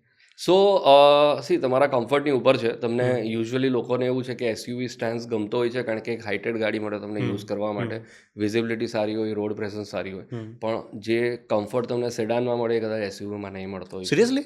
યસ. એટલે આજે પણ સેડાનના બહુ બધા ચાહકો, આશિકો છે કે જે, મને તો એવું લાગે છે કે મને જે એસયુવીમાં, મારી પાસે એસયુવી છે બરાબર, મને જે એસયુવીમાં જે રૂમ મળે છે, જે સ્પેસ મળે છે, બરાબર, જો કે હું તો ડ્રાઈવ કરું છું, બરાબર, પણ ક્યારેક જો બેક સાઈડ પર બેઠો, બરાબર, તો એ જે ફીલ આવે મને, એમ કે એ સેડાનમાં નહીં આવે. મને તો એવું છે. હંમેશા sedan is more for luxury અને SUV is more for off roading. પણ હવે શું છે, સોફ્ટ રોડર્સ પણ આવતા ગયા છે, એટલે એ કદાચ તમને ફૂલ એસયુવીની ફંક્શનાલિટી નહીં આપે અને થોડી ઘણી લક્ઝરી પણ આપે, પણ એ પાછું તમારા ચોઇસની ઉપર છે. કારણ કે અમુક લોકો છે કે જે એમ કહે છે કે ભાઈ ના, sedan is what is comfortable. એમ એસયુવીમાં જનરલી તમે જોતા હો ને તો સસ્પેન્શન ઇઝ ઓલ્સો રિજિડ, એની હાઇટ વધારે આવે એટલે સેન્ટર ઓફ ગ્રેવિટી થોડી ઉપર જતી હોય છે, એટલે ગાડીની અંદર બાઉન્સ, સ્ટેબિલિટી આ થોડીક સેડાન કરતાં ઓછી હોય છે. જે સ્ટેબિલિટી તમને સેડાનમાં મળે એ તમને એસયુવીમાં નહીં મળે. ઓકે, એટલે again it depends on your choice. પણ જો 15 થી 20 લાખમાં આપણે ગાડી લેવાની હોય ને, તો સિટી ડ્રાઇવિંગ માટે લેવાનો હોય તો મારી પર્સનલ ચોઇસ ઇઝ સેડાન. તમે સેડાનમાં જાઓ, અને જો હાઈવે ડ્રાઇવિંગ થોડું ઘણું ઇન્વોલ્વ હોય તો સેફટી માટે તમે સોફ્ટ રોડર અથવા એસયુવીમાં જઈ શકો. ઓકે, અને જો ડેઈલીનું આટલું મેં તમને કીધું એ રીતનું ડ્રાઈવ હોય 50 થી 70 કિલોમીટર, તો પછી પેટ્રોલ કે ડીઝલ કારમાં જવું જોઈએ કે ઈવીમાં જવું જોઈએ? City only? Only મારે city. સિટીમાં ડ્રાઈવ કરવાનું છે, બરાબર? યસ. અને મારી જોડે અ, એક કાર ઓલરેડી પેટ્રોલવાળી છે, બરાબર? ધેન મારે શું કરવું જોઈએ? સો ઈવી ડેફિનેટલી બાય થાય. કદાચ તમે મને આ 4-5 વર્ષ પહેલાં ક્વેશ્ચન પૂછ્યો હતો તો હું કહેતે કે ના, હજુ વાર છે. વાર છે. પણ I think we are there. So Okay. EVs are very much in. અને આઈ થિંક આગળ તમે ટેક્સેશનની પણ આગળ ક્વેશ્ચન પૂછ્યો હતો, તો ઈવીઝમાં ટેક્સેશનના ગવર્મેન્ટના ખાસા બેનિફિટ્સ છે. ઓકે, હા, એ આપણે વાત ન રહી ગઈ કે ઈવીમાં કેટલું છે ટેક્સેશન? 5%. 5%. GST is 5%. ઓકે, એટલે ત્યાં બી તો પછી ઈવી આટલી મોંઘી કેમ છે? સો ઈવીમાં પહેલાં તો તમે જઈ શકો, ડેફિનેટલી જઈ શકો. અને ઈવી મોંઘી એટલા માટે છે કારણ કે નવી ટેકનોલોજી છે. અને સૌથી વધારે જો આજે કોસ્ટ એક વસ્તુ એડ કરતી હોય ઈવીઝ કારની અંદર, તો that is the cost of the battery. કારણ કે બેટરી ઇટસેલ્ફ ખાસી મોંઘી થાય છે અને એના લીધે ઓવરઓલ ગાડીની કોસ્ટ તમારી વધી જાય છે. વધી જાય છે. હા, પણ હવે આ શું છે કે this is technology is changing very fast. એટલે હું માનીને ચાલું છું કે હવે જે નવી ગાડીઓ આવે છે ને, એ ઈવી પ્લેટફોર્મને ધ્યાનમાં રાખીને ડિઝાઇન થવામાં આવે છે. કારણ કે અત્યાર સુધી જે ઈવી કાર્સ આવતી હતી એ કેવું હતું કે તમારી કાં તો પેટ્રોલ કાં તો ડીઝલ કાર છે, એની અંદર એ લોકોએ બેટરી એડ કરીને એને કન્વર્ટ કરી છે ઇન્ટુ ઈવી. પણ હવે ઈવી સ્પેસિફિક ગાડીઓ ડિઝાઇન થાય છે. એટલે જ્યારે આવું થતું હોય ને, ત્યારે cost of manufacturing goes down. કારણ કે હવે એ ખાલી ઈવી માટે જ બની છે, બેટરી માટે જ બની છે. એની અંદર એન્જિનનો કોઈ પ્રોવિઝન છે નહીં. એટલે તમે તમારી કોસ્ટ ગાડીની ખાસી ઓછી કરી શકો. એટલે તમે જો રિસન્ટલી ટ્રેન્ડ જોયો હોય લાસ્ટ 1-2 વર્ષની અંદર, તો જે ગાડીઓ આવી રહી છે એની cost with the benefit of GST, જે 5% જીએસટી ગવર્મેન્ટે સબસિડાઇઝ કર્યું છે, એ કન્સિડર કરીને ચાલો ને, તો કોસ્ટ ઇઝ ઓલમોસ્ટ એટ પાર વિથ પેટ્રોલ. ઓકે. અને ગવર્મેન્ટ બીજી કોઈ એડ ઓન બેનિફિટ આપે છે ઈવીમાં, સબસિડીઝ કે એવું કંઈ? હા, એટલે ઈવીઝમાં આપણા ગુજરાત સ્પેસિફિક આપણે વાત કરીએ તો આપણા હર્ષભાઈના નેતૃત્વમાં એમણે બહુ સારું ડિસિઝન લીધું છે કે now EV registration cost is only 1%. એટલે આપણે જો પેટ્રોલ ડીઝલ કાર લેતા હોય છે ને, તો 6% આપણો રજિસ્ટ્રેશન જે તમે કીધું આરટીઓ કોસ્ટ જે 6% લાગતો હોય છે, એની અંદર ઓનલી ઈવીમાં ખાલી 1% છે. 1% છે. Okay. That is again huge benefit. Hmm. એટલે તમે જો આ બધું ધ્યાનમાં રાખીને એક ઈવી પરચેસ કરતા હો ને, તો હવે ખરેખર નથી મોંઘી. ઓકે. આઈ રિસન્ટલી બોટ વન ઈવી, બરાબર? મેં હમણાં એક ખરીદી. પણ ત્યારે મારો શું હતું ખબર છે કે મારી પાસે ઓલરેડી એક પેટ્રોલ કાર છે, તો એટલે હું એક સેકન્ડ ઈવી લઉં કે જે મારા સિટીમાં ચાલે. તો આઈ થિંક મેં એવું જે લોકો સાથે મારે ડિસ્કશન થયું હતું, જે બધા લોકો આવું જ વિચારે છે. તો કોઈ ફર્સ્ટ કાર ઈવી બાય કરવા કેમ નથી માગતું? આઈ થિંક સાગરભાઈ હજુ થોડું ઇન્ફ્રાસ્ટ્રક્ચર એના માટે રેડી નથી. એટલે જો કદાચ ફર્સ્ટ કાર તમે બાય કરતા હો ને, તો તમારું ટ્રાવેલિંગ સિટી અને હાઈવે બંને મિક્સ હોય છે. એટલે જ્યારે સિટી ટ્રાવેલિંગ કરતા હોવ છો, EV is more than sufficient. પણ જ્યારે જો તમે હાઈવે પર જતા હો છો ને, તો હજુ પણ ચાર્જિંગ ઇન્ફ્રાસ્ટ્રક્ચર કદાચ એ લેવલનું નથી કે જે તમને સપોર્ટ કરી શકે લાંબી જર્ની. અને બીજું કે એમાં ટાઈમ પણ જતો હોય છે. કારણ કે જનરલી તમે જો ઈવી ગાડી એક ચાર્જ કરો તો તમારે 1-1.5 કલાક ઊભા રહેવું પડે. કન્ફર્મ. યસ. એટલે આ ધ્યાનમાં રાખીને જો કદાચ એઝ અ ફર્સ્ટ કાર તમે ઈવી લેતા હોવ ને, તો કદાચ આ થોડી ઘણી ચેલેન્જીસ આવી શકે. પણ આઈ થિંક જે પ્રમાણે ટેકનોલોજી મેં અગેન કીધું હતું કે એડવાન્સ થઈ રહી છે, આઈ થિંક આ ચેલેન્જીસ ઓવર નેક્સ્ટ 3-4 યર્સ ઘણા હદ સુધી સોલ્વ થઈ જશે. ઓકે. અને બીજો એક કસ્ટમરોનો ક્વેશ્ચન હોય છે, બરાબર? અથવા તો બધા લોકો જ કહેવાય ને, આમ અસમંજસમાં હોય છે, આમ કન્ફ્યુઝનમાં હોય છે કે જો મને 10 લાખમાં કોઈ કાર સાથે, આપણે એક્ઝામ્પલ સાથે જઈએ કે મને 10 લાખમાં જૂની ટાટા હેરિયર મળે છે અને મને 10 લાખમાં નવી ટાટા પંચ મળે છે, તો મારે શું લેવાય? જો ફર્સ્ટ ટાઈમ બાયર હો તો હું માનીને ચાલું છું કે તમે એટલા એક્સપિરિયન્સ નથી કે ગાડી કઈ સારી છે કઈ નહીં એ જજ કરી શકતા હો in terms of use car. એટલે જો મારું માનો તો if you are a first time buyer, તમારે હંમેશા નવી ગાડીમાં જવું જોઈએ. અને if you are a seasoned buyer, કે ભાઈ તમને ગાડીનો એક્સપિરિયન્સ છે, ટેકનિકલી તમે થોડા ઘણા અવેર થઈ ગયા છો હવે, કારણ કે યુઝ કરતા આવ્યા છો, તો તમે ડેફિનેટલી યુઝ કારમાં જઈ શકો. કારણ કે યુઝ કાર તમે લો તો એક તો નવી કાર લો તો એની સાથે વોરંટી આવે છે, એટલે એ તમને થોડીક સિક્યોરિટી મળી રહી કે ભાઈ ફર્સ્ટ ટાઈમ બાયર છો, તમને એટલું બધું એક્સપિરિયન્સ નથી, તો તમને એક સેફટી મેન્ટેનન્સ મળી રહી કે ભાઈ કાલે ઉઠીને ઇન કેસ ગાડીની અંદર કંઈક પણ થયું તો manufacturer tax care of it. Warranty generally 3 વર્ષ 5 વર્ષ સુધીની કવર્ડ હોય જ છે. પણ યુઝ કારમાં જો તમને સારો એક્સપિરિયન્સ હોય તો તમે પછી એમાં જઈ શકો. બની શકે કે કદાચ તમે એની અંદર ખોટા હો અને વોરંટી નહીં હોય ને તો આ ખર્ચો મોંઘો પડી શકે. ઓકે, તો પછી જે યુઝ કાર બાય કરવી હોય, બરાબર, તેમાં કઈ એવી વસ્તુ છે કે જે ખાસ ચેક કરવી જોઈએ? So use car again very tricky છે. એટલે જે જનરલી જ્યાં લોકો સ્કેમ્સ કરતા હોય છે એ ઓડોમીટરની અંદર હોય છે. ઓડોમીટર ટેમ્પર્ડ હોય છે, એટલે તમારે આ વસ્તુ 100% ચેક તો કરવાનું એ હોય. ચેક થઈ શકે કે આની સાથે થોડુંક ચીટ થયેલું છે, મતલબ આમ ચેક થઈ શકે જો કોઈ ટેકનિકલ પર્સન હોય ને તો એ જાણી શકે કે ગાડીનો જે યુઝેજ થયો છે એ પ્રમાણે જે કિલોમીટર્સ બતાવે છે એ બરાબર છે કે નહીં. કારણ કે બની શકે કે ગાડી સારી એવી ચાલી છે અને એ દેખાય છે પણ કિલોમીટર એની અંદર ખાલી 50,000 જ છે. એટલે એ જજમેન્ટ જે ઇન્ડસ્ટ્રીનો લોકો હોય કે જેને એક્સપિરિયન્સવાળો હોય સારો હોય એને આવી શકે. પ્લસ બહુ બધી સેન્ટ્રલાઇઝ્ડ કંપનીઝ છે, એજન્સીઝ છે જે તમને આ વસ્તુ ચેક કરાવડાવી શકે કે ગાડીની સર્વિસ હિસ્ટ્રી છે એ પ્રમાણે દર વખતે કેટલા કિલોમીટર્સ એ ક્લોક કર્યા હતા. એટલે એની અંદર જો રિવર્સ થયું હોય તો એ તમને ઇન્ફોર્મેશન મળી જાય. એટલે એક ઓડોમીટર છે. પ્લસ બહુ વખત એવું છે કે ગાડીઓ ફ્લડેડ હોય છે અને સારી એવી ડેમેજ થઈ હોય છે ને એ રિપેર કરી હોય છે અને એ બહાર માર્કેટમાં ઇન્ફોર્મેશન શેર કર્યા વગર વેચવામાં આવે છે. એટલે that is also one of the things. એ તમારે વધારે અવેર રહેવાની જરૂર છે કે ભાઈ ગાડીની આગળની સર્વિસ હિસ્ટ્રી શું છે અને ઇન કેસ આવા કોઈક મેજર ફ્લડ કે એક્સિડન્ટ્સ થયા હોય તો એ નોટેડ છે કે નહીં, તમે અવેર છો કે નહીં અને એ તમારાથી છુપાવવામાં આવ્યા નથી કે નહીં. ઓકે, તો ઓટોમોબાઈલ ઇન્ડસ્ટ્રીમાં બીજા કોઈ એવા સ્કેમ ચાલે છે કે ક્યાં કહેવાય ને કસ્ટમરે ધ્યાન રાખવું જોઈએ? સો મારું માનવું એવું છે કે તમે જો ઓથોરાઇઝ ડીલર્સ પાસે ઓથોરાઇઝ ડીલરશીપમાંથી ગાડી લેતા હોવ છો ને તો આ ઇસ્યુઝ જનરલી નથી આવતા. પણ જો ન્યૂ કારમાં સ્કેમ્સ ચાલતા હોય છે તો એ તમે ખાસ કરીને બ્રોકર્સના થ્રુ ગાડી લેતા હોવ છો તો એ ધ્યાનમાં રાખવાનું. અમુક વખતે મેન્યુફેક્ચરર ડિફેક્ટવાળી વ્હીકલ્સ પણ માર્કેટમાં હોય છે અને આ જો તમારી ઓથોરાઇઝ ડીલરના થ્રુ ગાડી નહીં લેવાઈ હોય અને કોઈક બ્રોકરના થ્રુ લેવાઈ હોય તો ઓબ્વિયસલી ચેક કરવાનું. ઇન્ટરેસ્ટિંગ. તો ઇન્સ્યોરન્સની વાત કરીએ તો એની જ વાત કરીએ, બરાબર, કારણ કે આ બધાનો પ્રશ્ન છે, બરાબર, કે કાર લીધા પછી જે ઇન્સ્યોરન્સ કોસ્ટ દર વખતે જે આવે ને, દર વર્ષે જે ભરવાનો, એ બધાને બહુ ભારે પડે છે, બરાબર. એને કઈ રીતે ઓછો કરી શકીએ? સો ઓછો કરવો ઇટ ઇઝ અમુક સ્ટેપની પ્રોસેસ છે પણ જરૂરી નથી કે દર વખતે ઓછો કરાય.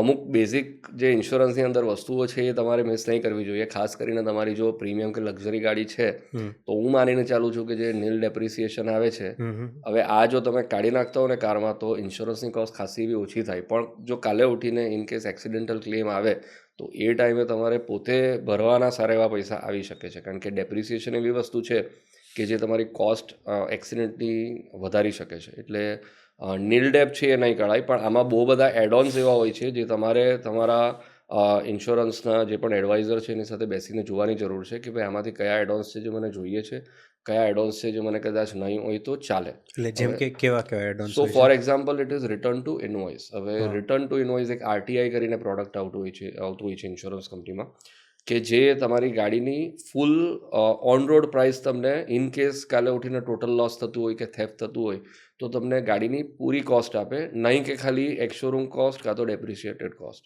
એટલે સમજો કે તમે એની ઉપર આરટીઓ ભર્યું છે, તમે ઇન્સ્યોરન્સ ભર્યું છે. અચ્છા, એ બધું કવર થશે? હા, તમારા આરટીઆઈમાં. પણ હવે આ ક્યારે યુઝ થાય છે કે જ્યારે તમારી ગાડી બે જ સિચ્યુએશનમાં હોય છે, કે ટોટલ લોસ થઈ હોય છે અથવા થેફ્ટ થઈ હોય છે. ઓકે. એટલે જનરલી આ બહુ એક્સ્ટ્રીમ સિચ્યુએશન હોય છે. એટલે જો તમને એવું લાગે કે ભાઈ okay you are a safe driver અને આ એવો ઇસ્યુ નથી તો તમે આરટીઆઈ કોમ્પોનન્ટ એવું છે કે જે કદાચ ઇન્સ્યોરન્સમાંથી કઢાવડાવી શકો છો.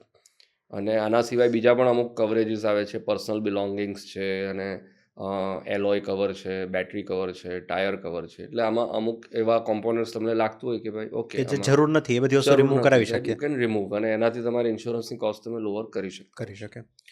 ઓકે. એક અલગ બજેટ. બીજો એક પોઈન્ટ જે ખાસા લોકો આની અંદર ભૂલે છે ઇઝ એનસીબી. એટલે NCB is no claim bonus. એટલે નો ક્લેમ બોનસ જનરલી જો તમે એક સારા ડ્રાઈવર હો અને તમારી હિસ્ટ્રી સારી હોય તો તમને દર વર્ષે 5% થી 10% નો claim bonus insurance company pass on કરે છે.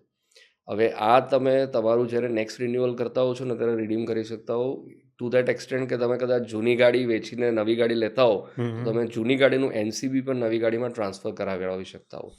અને this can give you a benefit of almost 25-30% તમને એડિશનલ બેનિફિટ આપી શકે છે. પણ બહુ બધા લોકો આ વસ્તુ ધ્યાનમાં રાખતા નથી, કદાચ અવેર નથી. એટલે જો તમે એનસીબી ટ્રાન્સફર કરાવડાવી શકતા હો કે ક્લેમ કરી શકતા હો ને, તો that helps you reduce insurance cost. Right. કારણ કે બહુ સારો પોઈન્ટ છે.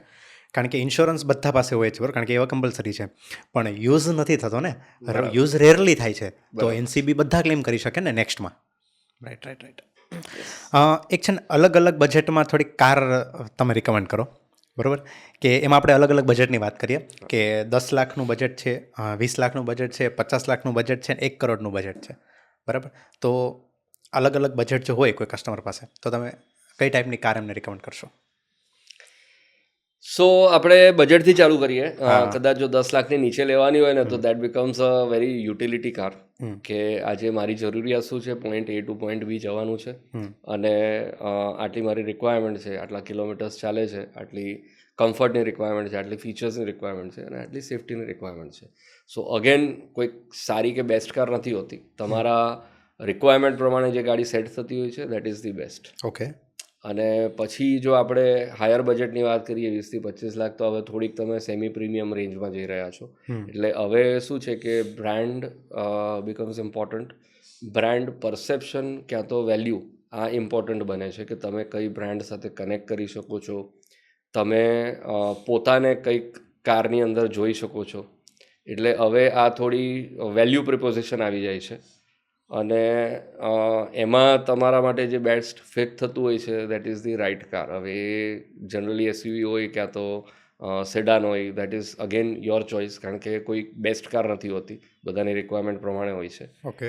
અને જો સુપર લક્ઝરી કે સુપર પ્રીમિયમ બ્રેકેટની વાત કરીએ, જે તમે 1 કરોડની ઉપરની વાત કરો છો, તો ધીસ ઇઝ, હું માનીને ચાલું છું કે આની અંદર પરચેસ કરવાનું કોઈ લોજિક નથી હોતું. આમાં ખાલી પેશન હોય છે, ખાલી ઇમોશન્સ હોય છે. સાચી વાત છે, બરાબર છે. એટલે આ તો સિમ્પલ છે કે તમે એક એ લેવલ પર પહોંચી શકો કે તમે 1 કરોડની ગાડી બાય કરો છો ને, તો તમને ખબર જ હોય કે તમારે કઈ ગાડી લેવાની છે.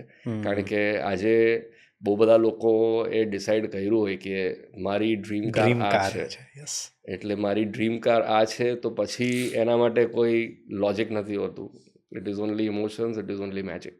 તમારી ડ્રીમ કાર કઈ છે?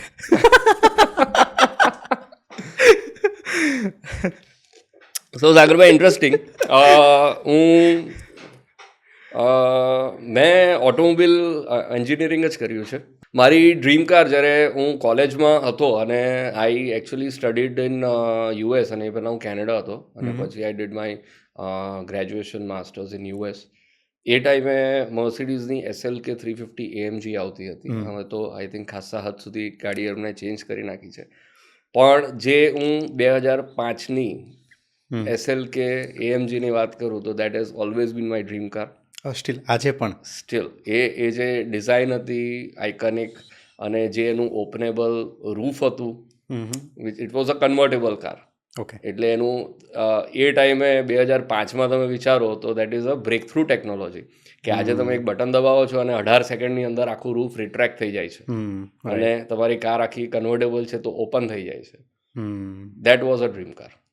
તો પણ બધાની ડ્રીમ કારમાં કેવું હોય છે ખબર છે કે દર 5 વર્ષે બદલાતી રહે, કારણ કે અત્યારે એટલું ફાસ્ટ બધું આગળ વધ્યું, ટેકનોલોજી એટલી આવી રહી છે, નવી બરાબર અપગ્રેડ થઈ રહી છે. તો 20 વર્ષથી એ સ્ટીલ હજી એ જ છે. જે હાર્ટને એ ટાઈમે ગમ્યું હોય, that always stays with you. કારણ કે પછી શું છે કે you get associated with automobile industry. એટલે તમે બહુ બધી ગાડી જોતા હોવ છો, બહુ બધી બ્રાન્ડ્સ જોતા હોવ છો, બહુ બધી નવી ટેકનોલોજી આવતી હોય છે, એ જોતા હોવ છો, યુ ગેટ ઓવરવેલ્મ્ડ. એટલે પછી શું છે, એક સિંગલ ચોઇસ રહેવું ડિફિકલ્ટ થઈ જાય છે. એટલે આજે શું છે, first love is always first love. તો 2005માં તમે વિચારો, મતલબ તમે ઓટોમોબાઈલ ઇન્ડસ્ટ્રીના બેકગ્રાઉન્ડથી જ છો, તમારું એજ્યુકેશન શું છે? યસ. સો 98માં પાપાએ હ્યુન્ડાઈની ડીલરશીપ સ્ટાર્ટ કરી હતી. એટલે ત્યારથી આઈ થિંક કે ફેમિલીની અંદર જ ઓટોમોબાઈલવાળું બ્લડની અંદર આવી ગયું હતું કે ભાઈ ઓકે, આપણે ગાડી સાથે, ગાડી રિલેટેડ જે પણ છે એ બધું ડિસ્કશન થતું હોય ઘરે પણ બેઠા બેઠા. અને જ્યારે 12th સ્ટાન્ડર્ડ ક્લિયર કર્યું, ત્યાર પછી ચોઇસ આવી કે ભાઈ આપણે કઈ ઇન્ડસ્ટ્રી સાથે કનેક્ટ થવાનું, તો ઓટોમોબાઈલ ઓબ્વિયસલી ફર્સ્ટ. ઓપ્શન આવે એટલે than I did my graduation in Canada okay અને પછી પોસ્ટ ગ્રેજ્યુએશન માટે આઈ મૂવ ટુ યુએસ અને 2007માં આઈ ગ્રેજ્યુએટેડ વિથ હોનર્સ ફ્રોમ નોર્થવુડ યુનિવર્સિટી અને પછી 2007માં મેં ઓટોમોબાઈલ ઇન્ડસ્ટ્રી એટલે પર્સનલ લેવલ પર આઈ જોઈન્ડ ધી બિઝનેસ અને ત્યારે ટોયોટાની ડીલરશીપ આપણે સ્ટાર્ટ કરી હતી તો આઈ જોઈન્ડ ઓકે અને ત્યારે તમે ઇન્ડિયા પાછા આવી ગયા ત્યારે હું ઇન્ડિયા પાછા ઓકે તો એ વિચાર્યું હતું કે ત્યાં સ્ટડી કરીને પાછું આવવું છે કે હતું થોડાક આમ કહેવાય ને કે બેક ઓફ ધ માઇન્ડ હતું કે નહીં વાર યુએસમાં સેટલ થવું છે નહીં ડેફિનેટલી સી આઈ થિંક હતું તો ખરું કે ના પાછું ઇન્ડિયા તો આવવાનું છે પણ એ હેઝિટન્સ હતું કારણ કે ત્યાં તમે રહ્યા હો ત્યાંની લાઈફસ્ટાઈલ થોડીક અલગથી જીવી હોય તો એ મન થઈ જાય અને I already had job opportunities over there પણ આઈ થિંક એ ટાઈમે એવું હતું કે પપ્પાએ ભાઈ પાસપોર્ટ જપ્ત કરી નાખ્યો હતો એટલે અહીંયા લઈને આવી ગયા હતા એટલે ભાઈ મારે પાછું આવવું પડે એટલે 2007 I came back to India and join the business okay ને ત્યારથી આ બિઝનેસમાં છો ઓકે સો આપણે એક ટ્રેન્ડિંગ કારની વાત કરતા હતા બરાબર ડ્રીમ કારની રાઈટ તો મારો એક ક્વેશ્ચન છે કે અત્યારે જોવા જઈએ આપણે 2026માં બેઠા છીએ રાઈટ તો અત્યારે હોટેસ્ટ કાર કઈ છે કે જેની ડિમાન્ડ બહુ જ છે એવી કઈ કાર છે આમાં મારે બ્રાન્ડના નામ સાથે જશે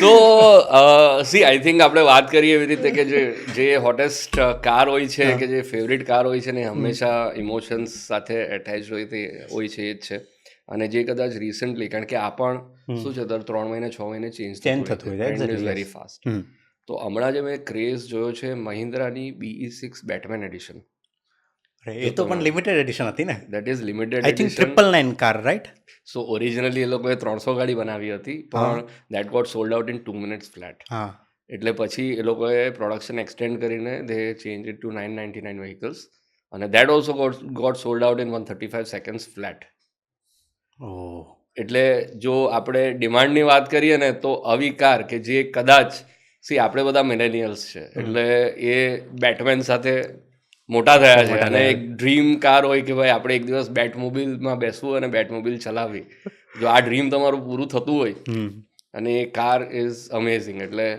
જે મેં ક્રેઝ એ ગાડીનો હમણાં જોયો છે રિસન્ટલી લાસ્ટ 3 થી 4 મહિનામાં આઈ થિંક બીજી કોઈ કારનો નથી જોયો પણ એ તો હવે જો જેમણે ખરીદ્યું છે એમની પાસે બી ઓપ્શન નથી કારણ કે એ ડિમાન્ડ તો છે બરાબર પણ સપ્લાય જ નથી કારણ કે એ તો લિમિટેડ એડિશન હતું હા સો આમાં શું પોઈન્ટ શું છે કે આઈ થિંક બહુ બધી બ્રાન્ડ આવી રીતે લિમિટેડ એડિશન લોન્ચ કરે છે અને કશે ને કશે એ છે ને તમારા ઇમોશન્સને કાં તો હાર્ટને હિટ કરે અને this are the cars that R hottest selling કારણ કે આમ તમે ઇન જનરલ માર્કેટમાં જોવા જાઓ ને તો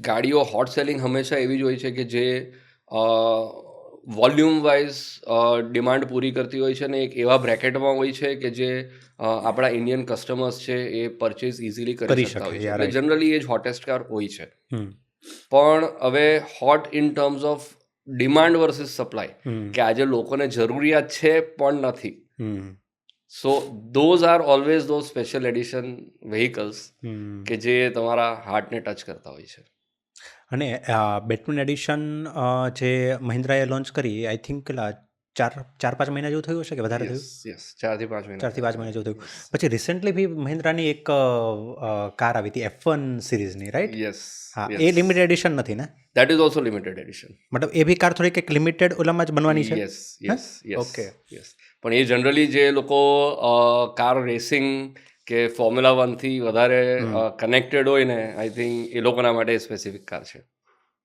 કારણ કે એનું બી ઇન્ટિરિયર સુપર્બ છે જે રેસિંગ કારની અંદરથી જે ફીલ આપી છે જે પ્રેસ બટન ને એવરીથિંગ ગુજરાતમાં સૌથી વધારે કઈ ટાઈપની કાર વેચાય છે આપણે પર્ટિક્યુલર ગુજરાતની વાત કરીએ સો ગુજરાત માર્કેટ છે ને આઈ થિંક લાસ્ટ 10-15 વર્ષમાં આપણે ટ્રેન્ડ જોઈએ ને તો એસયુવીઝથી ખાસું ડોમિનેટ થયું છે એટલે ધીરે ધીરે આપણે જોયું છે કે સેડાનનો ટ્રેન્ડ ઓછો થતો રહ્યો છે અને એસયુવીઝનો ટ્રેન્ડ વધતો રહ્યો છે એટલે અને એક જે 15 લાખ 17 લાખની આસપાસની આપણે રેન્જ પકડીને ચાલીએ તો એ સેગમેન્ટમાં તમારી પાસે બહુ બધી ગાડીઓ આવે છે હ્યુન્ડાઈની ક્રેટા છે કિયાની સેલ્ટોસ છે એમજીની હેક્ટર છે, હમ પછી આપણે ટોયોટાની વાત કરીએ તો હાઈરાઇડર છે. રાઈડર છે. These are the best selling cars. બધી એક સોફ્ટ રોડર એસયુવી છે, એટલે તમને એક સારો સ્ટાન્સ આપે છે, સારી ફીલ આપે છે, અને બધી ગાડી એક સારી ફીચર રિચ ગાડીઓ છે. અને ગુજરાતમાં બીજું તમે કીધું એવી રીતે કે ગુજરાતમાં trend is that feature rich ગાડીઓ થોડી વધારે વેચાય છે.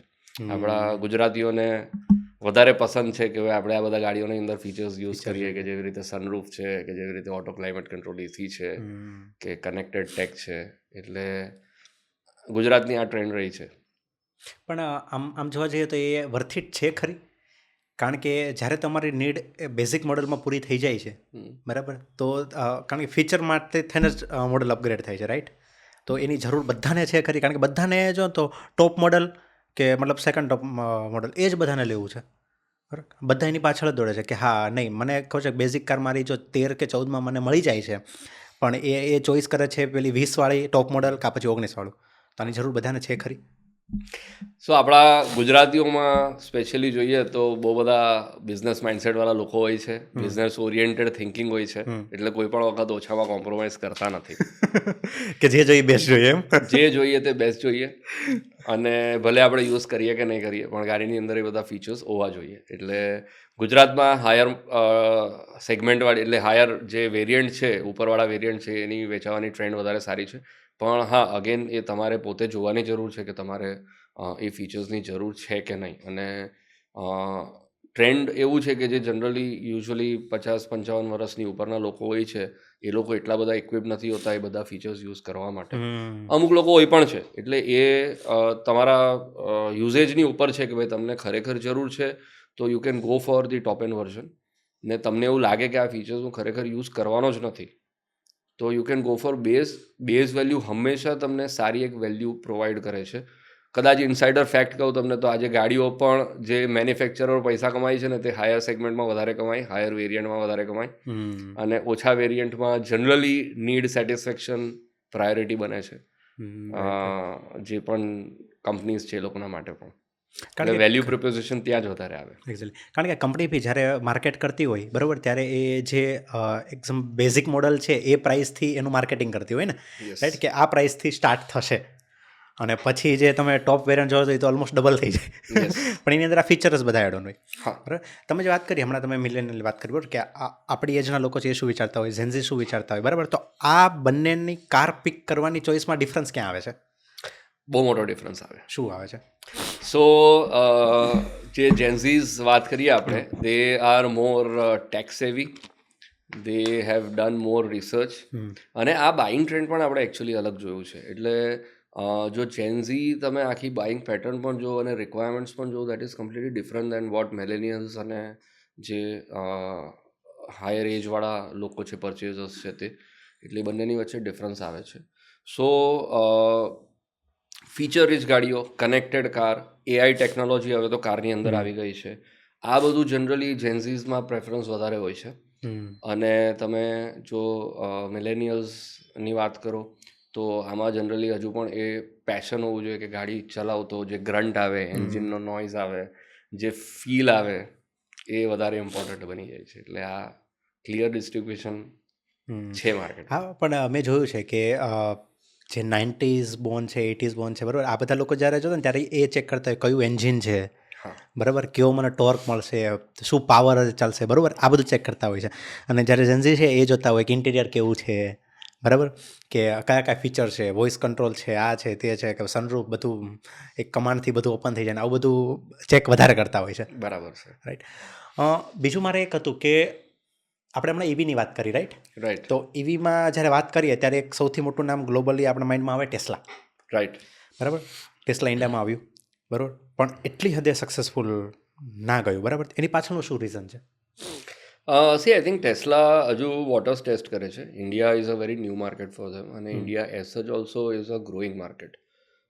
ટેસ્લાનું પ્રોડક્શન લોકલ નથી. આપણે આગળ એક વાત કરી હતી કે ઇન્ડિયામાં જો તમારે સક્સેસફુલ થવું હોય તો local production becomes very important, કારણ કે કોસ્ટ ઇફેક્ટિવનેસ એનાથી જ આવે.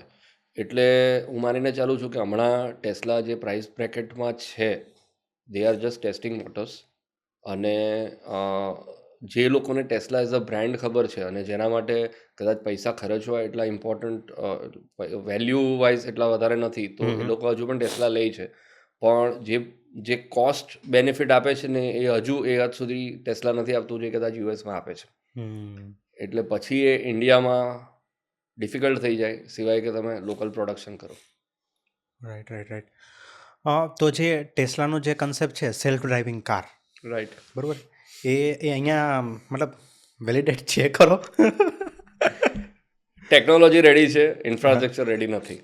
ઇન્ડિયા રેડી નથી એવું? ઇન્ડિયા રેડી નથી. ઇન્ડિયામાં ઇન્ફ્રાસ્ટ્રક્ચર રેડી નથી. ઇન્ડિયાના લોકો in terms of habits ready નથી. જે રોડની ઉપર આપણે ગાડી ચલાવતા હોઈએ અને જે ટ્રાફિક નોર્મ્સ ફોલો થવા જોઈએ, આઈ થિંક એના માટે ગાડી રેડી છે, આપણે રેડી નથી.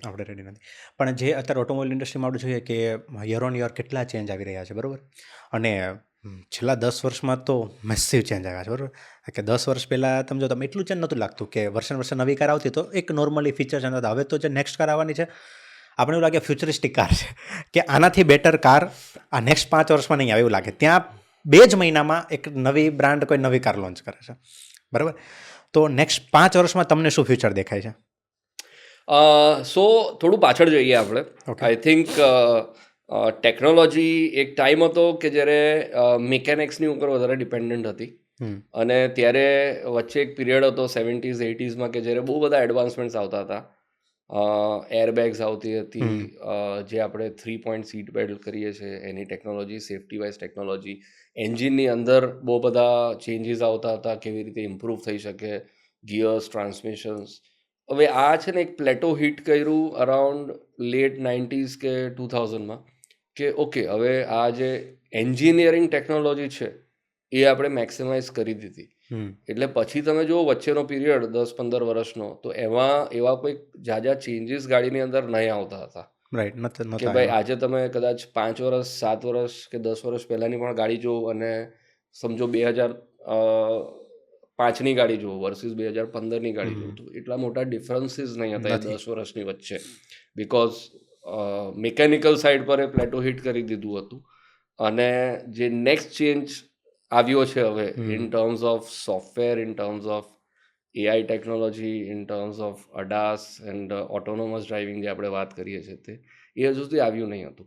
એટલે એ 10 વર્ષનો જે પીરિયડ હતો ને, ત્યાં મને એવું લાગે છે કે ઓટોમોબાઈલમાં એવું કંઈ ખાસ થયું નહીં હતું, except for little design changes, કે ભાઈ ઓકે ગાડીની અંદર 10 વર્ષ થયા છે તો ડિઝાઇનની અંદર તો ચેન્જીસ આપણા આવ્યા છે.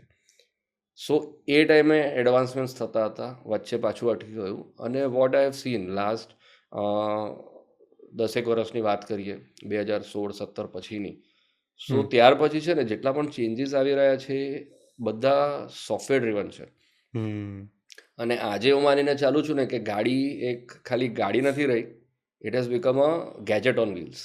રાઈટ. એટલે હવે તમે ગાડી નથી પરચેસ કરી રહ્યા, તમે એક ગેજેટ પરચેસ કરી રહ્યા છો. અને હવે દર 2 વર્ષે 3 વર્ષે તમે જોવો ને તો તમને એટલા બધા ચેન્જીસ ગાડીની અંદર દેખાય કે 3 વર્ષ પહેલાંની ગાડી ઓલમોસ્ટ ફીલ્સ આઉટડેટેડ, કે એટલા બધા ચેન્જીસ આવી ગયા છે. એટલે આ જે ચેન્જીસ આવી રહ્યા છે મેજરલી આર કનેક્ટેડ એઆઈ, જે સોફ્ટવેરની અંદર અપગ્રેડેશન્સ આવ્યા છે, જે ઓટોનોમસ ડ્રાઇવિંગ કે અડાસ ટેક આપણે વાત કરીએ તો એની અંદર ચેન્જીસ આવ્યા છે. So this are the changes that will drive the future also. તો પછી આ જે તમે કીધું કે 2005ની અને 15માં આપણને બધું આમ ઓલમોસ્ટ સિમિલર લાગતું, પણ 15 અને 25માં આમ જમીન આસમાનનો ફરક લાગે, બરાબર, મતલબ એટલું ઇવોલ્વ થઈ રહ્યું છે, ચેન્જ થઈ રહ્યું છે. તો મને કોઈક તમે એવો ગેપ આપો કે જે ઓટોમોબાઈલ ઇન્ડસ્ટ્રીમાં હજુ પણ છે, કે જ્યાં કોઈ યંગ એન્ટરપ્રિન્યોર હોય કે જેમને ઓટોમોબાઈલ ઇન્ડસ્ટ્રી મતલબ પેશન છે પણ એમાં એને કંઈક શરૂ કરવું છે, તો એવી કઈ જગ્યા છે કે જ્યાં એ બિઝનેસ શરૂ કરી શકે? સી આઈ થિંક જગ્યા તો મેજરલી બધી ઓટોમોબાઈલ કંપનીઝો કવર કરે જ છે, પણ ઇફ ગોઈંગ ઇન ફ્યુચર ને તો EV is going to B the future. EV અને હાઇબ્રિડ ટેકનોલોજી. એટલે જો તમે આની અંદર આજની તારીખે ઇન્વેસ્ટમેન્ટ્સ કરતા હો છો તો આગળ ચાલીને મને બહુ સારું ફ્યુચર દેખાઈ રહ્યું છે. ઓકે, તમે જે હાઇબ્રિડ ટેકનોલોજી વાત કરી, હાઇબ્રિડ એકચ્યુઅલી વર્ક કઈ રીતે કરે? So hybrid technology is a combination of EV, electric vehicle, and your petrol or diesel engine. Generally petrol engine જ હોય છે. હવે એ કોમ્બિનેશનમાં કામ કરતું હોય છે, એટલે 100% એન્જિનની ઉપર પણ ડિપેન્ડન્ટ નથી, 100% બેટરી પર પણ નથી. It is a combination. હવે બહુ બધા શોર્ટકમિંગ્સ તમારા ઇવીમાં આવતા હોય. જનરલી જે લોકો રેન્જ એન્ઝાયટીની વાત કરતા હોય છે કે ભાઈ મારી ગાડી 300-400 કિલોમીટર ચાલશે, પછી બંધ થઈ ગઈ તો શું, મને ચાર્જિંગ સ્ટેશન્સ મળ્યા તો નહીં મળ્યા ટાઈમ પર તો શું, ક્યાં તો મારે વેઇટ કરવું પડે. એટલે જે હાઇબ્રિડ ટેકનોલોજી છે that works in combination. Majorly તમારી ગાડી જે છે તે બેટરીની ઉપર ચાલતી હોય છે, અને ઇન કેસ જો બેટરી તમારી લો થઈ જતી હોય તો પછી એન્જિન ટેક્સ ઓવર. એટલે કોઈક પણ ટાઈમે તમારું એવી સિચ્યુએશન નથી આવતી કે તમારે ગાડી ચાર્જ કરવા જવાની જરૂર પડે. અને એન્ડ ઓફ ધી ડે એ તમને એફિશિયન્સી લગભગ 50-60% વધારે આપે compared to your pure petrol. તો કોઈ હાઇબ્રિડ કાર છે બરાબર, એ ફૂલી ચાર્જ છે તો શરૂઆતમાં એ કમ્પ્લીટલી ઇલેક્ટ્રિક ઉપર જ ચાલશે. હા, એટલે એ અમુક કિલોમીટર તમે ચલાવતા હો, કે સમજો કે તમે સિટીની અંદર જ ચલાવો છો અને 40 કિલોમીટર્સ 50 કિલોમીટર્સની નીચે જ તમારી સ્પીડ છે, તો એ ખાલી બેટરી પર ચાલશે. ઓકે. અને એટલે મતલબ એમાં સ્પીડ મેટર કરે છે ને? સ્પીડ મેટર કરે છે, તમારું એક્સિલરેશન મેટર કરે છે. હવે એ પોતે ઇટ ઇઝ અ કમ્પ્યુટર, એટલે એ જાતે ડિસાઇડ કરતું હોય છે કે ક્યારે બેટરી યુઝ થાય ને ક્યારે એન્જિન યુઝ થાય. You don't have to do anything. અચ્છા, ઓકે. એટલે પેલું જે ઘણા સીએનજી કન્વર્ટ કરાવતા એમાં જેવું હતું કે તમે સીએનજી ઓફ કરી દો ને પેટ્રોલ ઉપર ચાલવા મળે, એવું નથી. એ કાર ડિસાઇડ કરે છે, એનું સોફ્ટવેર ડિસાઇડ કરે છે. એનું સોફ્ટવેર ડિસાઇડ કરે છે. ઇન્ટરેસ્ટિંગ. તો આ એક બહુ સારો ઓપ્શન છે ને અત્યાર માટે જોવા જઈએ તો, જ્યાં સુધી ઈવીનું ઇન્ફ્રાસ્ટ્રક્ચર કમ્પ્લીટ રેડી નથી થઈ જતું ત્યાં સુધી માટે. સો this is a very good. આપણે બ્રિજ ટેકનોલોજીની વાત કરીએ તો આ એક બહુ સારી બ્રિજ ટેકનોલોજી છે, કારણ કે આપણે આગળ કીધું કે કદાચ ઇન્ફ્રાસ્ટ્રક્ચર હજુ ઇવીઝ માટે એટલું બધું રેડી નથી થયું, ખાસ કરીને ઇન્ડિયા, કારણ કે India is a very big country, એટલે ટ્રાવેલ ડિસ્ટન્સીસ પણ ખાસા મોટા હોય છે. એટલે જો આપણે બ્રિજ ટેકનોલોજીની વાત કરીએ તો આ એક સારું બ્રિજ ટેકનોલોજી આવતા 10-15 વર્ષ માટે બની શકે, કે જ્યાં સુધી ઇવીનું 100% એડપ્ટેશન લોકોનું નહીં થઈ જાય અને ઇવીની ટેકનોલોજી એ સુધી ઇવોલ્વ નહીં થઈ જાય કે તમારા જે શોર્ટકમિંગ્સ છે એ દૂર થઈ જાય, ત્યાં સુધી જે હાઇબ્રિડ ટેકનોલોજી છે ને એ બહુ સારું બ્રિજ ટેકનોલોજી તરીકે યુઝ કરી શકે. લક્ઝરી કારની થોડીક વાત કરીએ કે લક્ઝરી કાર ખરીદતી વખતે શું ધ્યાનમાં રાખવું જોઈએ, બરાબર? કારણ કે આના ઉપરથી ઘણા બધા મારા થોડા ફોલોઅપ ક્વેશ્ચન છે કે આપણે બહારથી કાર ઇમ્પોર્ટ કરવી છે કે બધું, પણ પહેલાં આપણે બેઝિકથી શરૂ કરીએ કે લક્ઝરી કાર ખરીદતી વખતે શું ધ્યાનમાં રાખવું જોઈએ. સો લક્ઝરી કાર ઇઝ અગેન, મેં કીધું એવી રીતે ઇમોશનલ પરચેસ છે, એની અંદર કોઈ લોજિક નથી હોતું. It is pure and pure your emotions. એટલે તમે જ્યારે પરચેસ કરતા હોવ છો ત્યારે તમારા માટે ઇમ્પોર્ટન્ટ થઈ જાય છે કેવી રીતે કે તમે એ બ્રાન્ડ સાથે કેટલું કનેક્ટ કરી શકો છો. કારણ કે વેલ્યુ પ્રિપોઝિશન તમે જોવા જાઓ ને તો બધી જ લક્ઝરી કારમાંથી કોઈ પણ નહીં આપી શકે તમને, પણ જે તમારું બ્રાન્ડ કનેક્ટ છે, જે તમે આજે પોતાને એસોસિએટ કરી શકો છો કે નહીં એ બ્રાન્ડ સાથે સારી રીતે, દેટ બિકમ્સ ઇમ્પોર્ટન્ટ. એટલે તમને જો સ્પોર્ટ્સ ડ્રિવન જોઈતું હોય તો there are brands like BMW or Porsche. જો તમને કમ્ફર્ટ કન્વિનિયન્સ જોઈતો હોય તો there are brand like Mercedes or Audi or JLR. So આ તમે શું પોતાને એસોસિએટ કરો છો દેટ બિકમ્સ ઇમ્પોર્ટન્ટ. રાઈટ. અને ઘણા લોકો જે ઇમ્પોર્ટેડ કાર કે બાઇક છે એ અબ્રોડથી અહીંયા મગાવતા હોય છે, રાઈટ? તો એની શું પ્રોસેસ હોય છે? સો આ ઇન્ડિયન ગવર્મેન્ટમાં process is quite lengthy and tedious. પણ અને બીજું એક વસ્તુ તમને કદાચ જાણીને ખાસો એવો શોખ લાગે ઇઝ દેટ ઇમ્પોર્ટ ડ્યુટી જે આપણી ગાડીઓમાં આવે છે એ 100% પ્લસ હોય છે. એટલે જો ગાડીની વેલ્યુ ડબલથી વધારે, અમુક ગાડીઓમાં 119% સુધી જાય છે. મતલબ જે કાર દુબઈમાં ધારો કે 2 CR મળે છે તો અહીંયા મને 4 CR પ્લસમાં પડશે. 4 CR પ્લસમાં પડશે જો તમે ત્યાંથી ઇમ્પોર્ટ કરીને લઈને આવતા હો તો. ઓહ, તો પછી લોકો કેમ ત્યાંથી કાર એટલી બધી મગાવતા હોય છે? મેં કીધું એવી રીતે આમાં કોઈ લોજિક નથી હોતું. એટલે એ લોકો મતલબ એ લોકો છે કે જેને એ પૈસાનું જોવાનું જ નથી જોવાનું કે મારે આ જોઈએ એટલે જોઈએ જ જોઈએ. ઇન્ટરેસ્ટિંગ. અને મતલબ એની સિવાય કોઈ એડ ઓન ચાર્જ હોય છે ખરી? સો પ્રોસેસ થોડી લેન્ધી છે, થઈ શકે 100% થઈ શકે, પણ પ્રોસેસ થોડી લેન્ધી છે. એમાં બહુ બધા ગવર્મેન્ટ રેગ્યુલેશન્સ ઇન્વોલ્વ હોય છે, બહુ બધા ટેસ્ટિંગ્સ ઇન્વોલ્વ હોય છે, તમારે બહુ બધા સર્ટિફિકેટ્સ ક્લિયર કરવા પડે છે, એ આખી પ્રોસેસ ઇન્વોલ્વ છે. પણ ડેફિનેટલી થઈ શકે. પણ હા, એ વસ્તુ તમારે માનીને ચાલવાની કે કોસ્ટ ખાસી ઉપર જશે. અને બીજું જે કદાચ ચેલેન્જ આવી શકે એ સર્વિસેબિલિટીમાં છે. કારણ કે આ તમે જે બ્રાન્ડ બહારથી લઈને આવ્યા છો, કે જે કાર લઈને આવ્યા છો, એ અહીંયા નથી. એટલે એ પ્રમાણે એની સર્વિસ પણ અહીંયા મળવી કદાચ મુશ્કેલ છે. એટલે આ બધું ધ્યાનમાં રાખીને તમારે ઇમ્પોર્ટ કરવી જોઈએ. રાઈટ. તો થોડુંક એક લક્ઝરી કારનું તો આપણે જોઈએ, બરાબર. એ તો હવે એ તમે જે કીધું કે ઇમોશનલ બાઇંગ છે, બરાબર. એમને એ ફરક જ નથી પડતો કે કેટલાની છે, શું છે નહીં. પણ સામે આપણે જો આમ લોકોનું જોવા જઈએ, બરાબર, કે એક નોર્મલ જે કસ્ટમર છે કે જે બજેટેડ કાર બાય કરતા હોય છે, બરાબર, તો એમાં એને ફાઇનાન્સ એંગલે કઈ રીતે ડિસિઝન લેવું જોઈએ? કારણ કે મારું બજેટ જ 15 લાખ છે, બરાબર, પણ મને ફીચર્સ જોઈને અને જો હું એક્સટેન્ડ કરું છું અને હું 20-21 પહોંચી જાઉં છું, બરાબર, તો ત્યાં એને ક્યાં બ્રેક મારવી જોઈએ પહેલાં પોતાના બજેટમાં? સો આમાં છે ને સાગરભાઈ, થંબ રૂલ એ છે કે તમારું જે ટોટલ એન્યુઅલ ઇન્કમ છે, હાઉસહોલ્ડ ઇન્કમ છે, કે મંથલી હાઉસહોલ્ડ ઇન્કમ છે, એમાં તમારે પર્સન્ટેજ અપોસિટ કરવા પડે કે ભાઈ હું 10% કે 15% છે જે ગાડીના ઈએમઆઈમાં ફાળવી શકું, આનાથી બિયોન્ડ નહીં. કારણ કે બહુ બધા લોકોનું પોતાનું અલગથી પણ હોમ લોન્સ ચાલતા હોય છે, કે પોતાના ખર્ચા ચાલતા હોય છે. એટલે એક લેવલ કરતાં તમે વધારે જશો ને તો એ કારની વેલ્યુ તમારા માટે બહુ મોંઘી પડશે યુઝ કરવા માટે. સેકન્ડ, જે બીજું લોકો ભૂલે છે એ મેન્ટેનન્સ કોસ્ટ. કારણ કે એક ઈએમઆઈ તો તમારું દર મહિને જશે, પણ આની સાથે કદાચ ગાડીનું મેન્ટેનન્સ પણ આવશે. ગાડી કંપની સર્વિસ આપે છે ફ્રી, પણ that is only labour. Parts તમારા એડિશનલ હોય છે. અને કાલે ઉઠીને જો ઇન કેસ તમારી ગાડીની અંદર કોઈક એવો ખર્ચો આવ્યો કે that you did not anticipate, તો આ ખર્ચો તમારો એડિશનલ જાય છે. એટલે જનરલી તમે 10-15% પકડીને ચાલો તમારી હાઉસહોલ્ડ ઇન્કમ છે એનું, કે જે તમારું ઈએમઆઈમાં જાય, અને એ બજેટમાં જે સેટ થતું હોય એ જ ગાડીમાં જવું જોઈએ.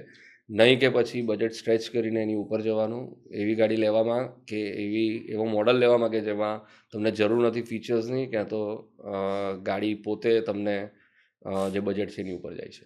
ફોર એક્ઝામ્પલ, અગર મારી સેલરી 50,000 છે, તો મારે એવું એટલું ઈએમઆઈ સુધી જવું જોઈએ કે જે 5,000થી લઈને 7,500-8,000 સુધી જ મંથલી થાય.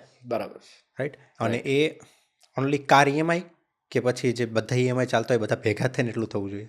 નહીં, જનરલી કાર ઈએમઆઈ તમે આટલું કરતા હો, અને કાર એક ઇમ્પોર્ટન્ટ પાર્ટ છે આજે કોઈ પણ ફેમિલીનો, because travelling that is the only generally means. એટલે તમે ગાડી માટે 10-15% ફાળવી શકો.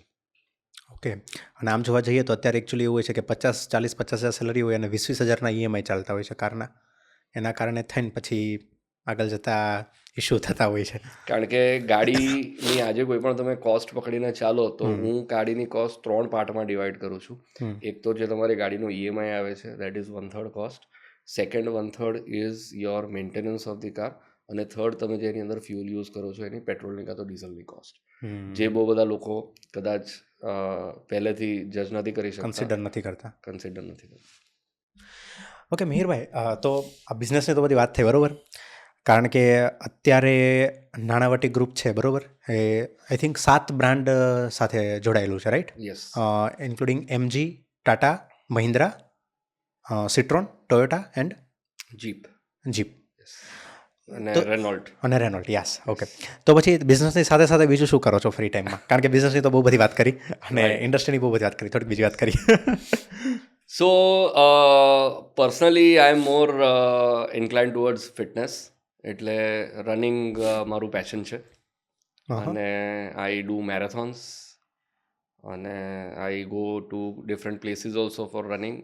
હમણાં જ રિસન્ટલી એકચ્યુઅલી 3 દિવસ પહેલાં હું Tata Mumbai marathon full complete કરીને આવ્યો છું.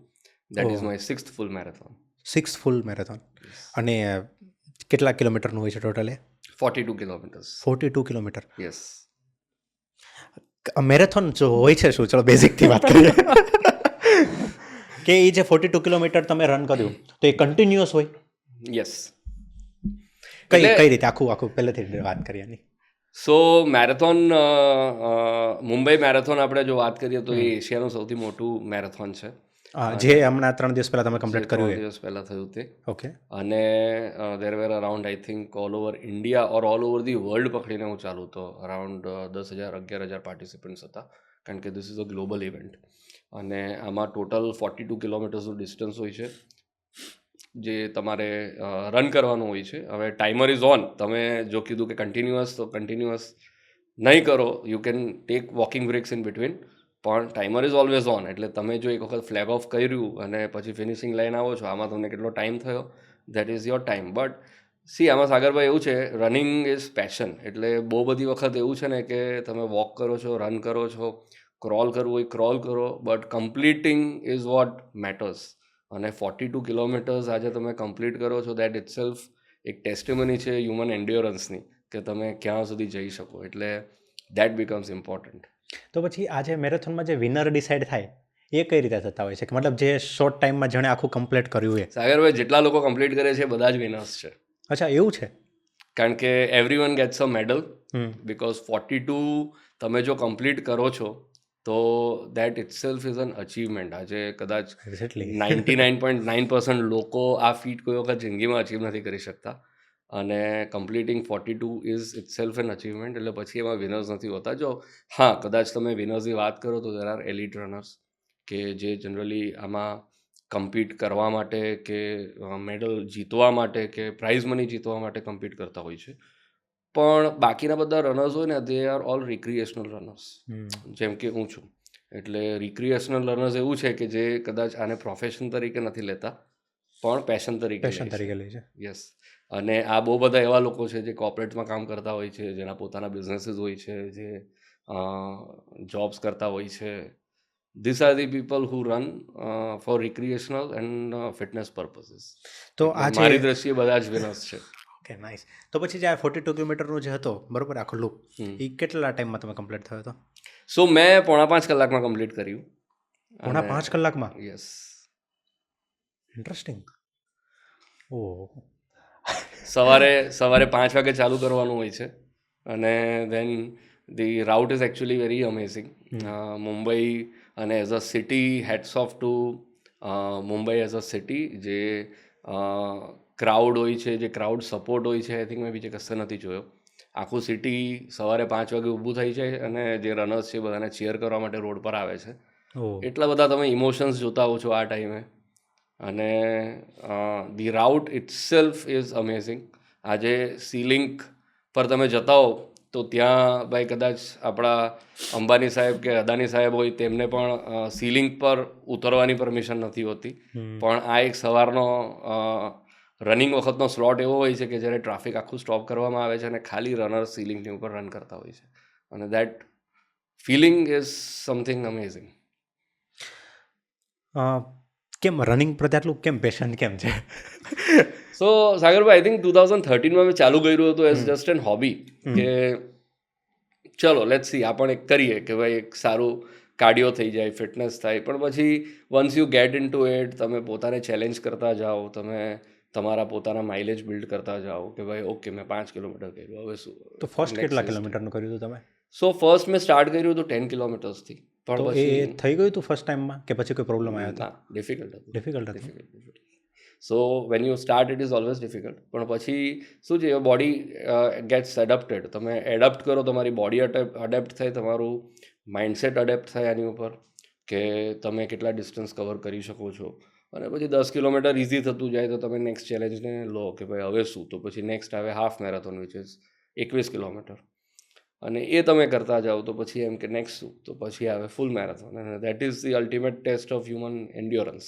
42 કિલોમીટર. 42 કિલોમીટર્સ. એટલે વચ્ચે એમાં પછી પાણી અને ડ્રિંક ને એવું લેતા હોય છે બધા? યસ.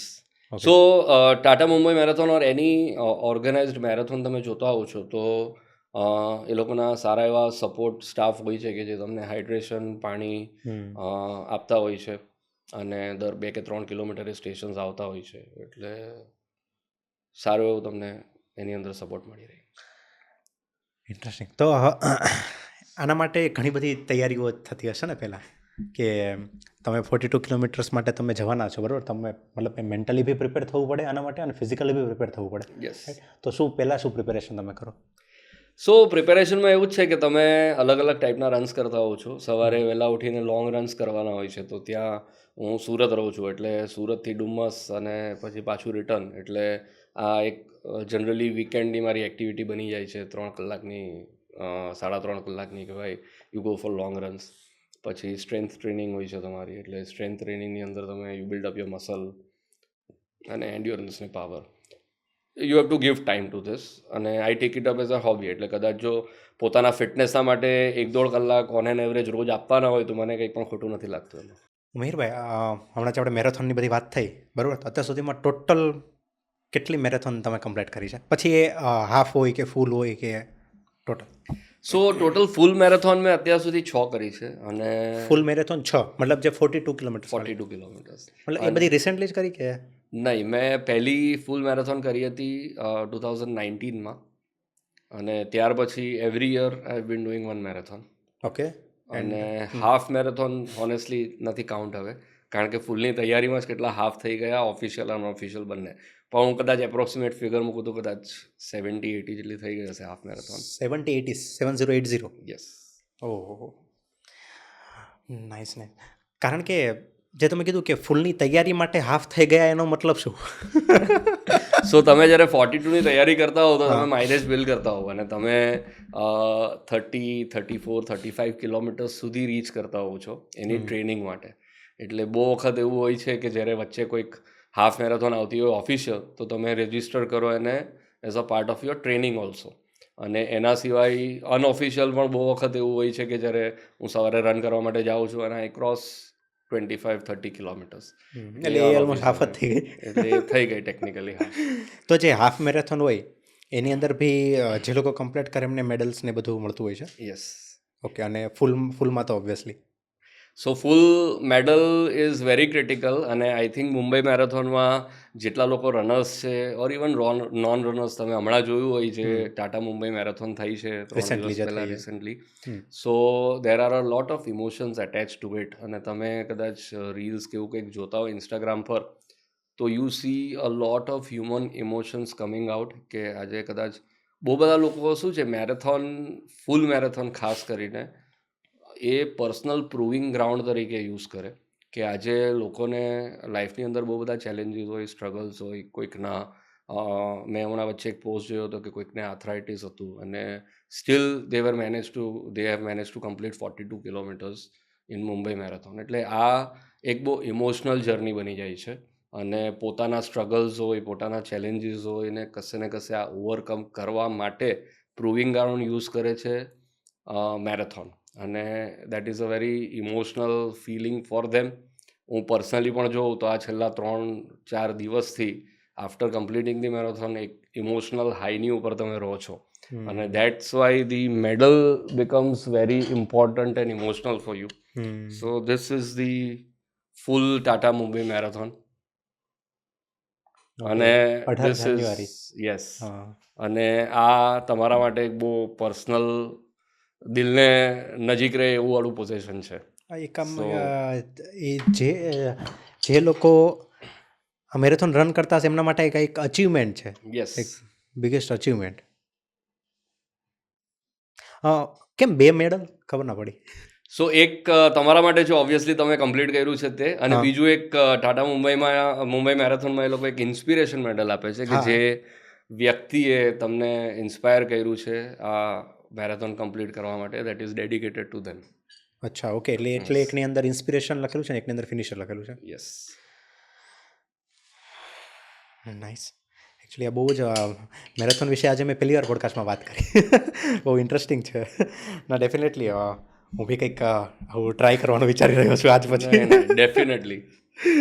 ના, ઇન્ટરેસ્ટિંગ. એ સિવાય બીજું શું કરો છો? કારણ કે આ તો ઘણું બધું ઇન્ટરેસ્ટિંગ છે. એટલે બીજો કોઈ શોખ ખરો કાર સિવાયનો? કારણ કે કાર તો એક શોખ બી છે તમારા માટે અને એક બિઝનેસ બી છે, રાઈટ? એ સિવાય મેરેથોન, એ સિવાય?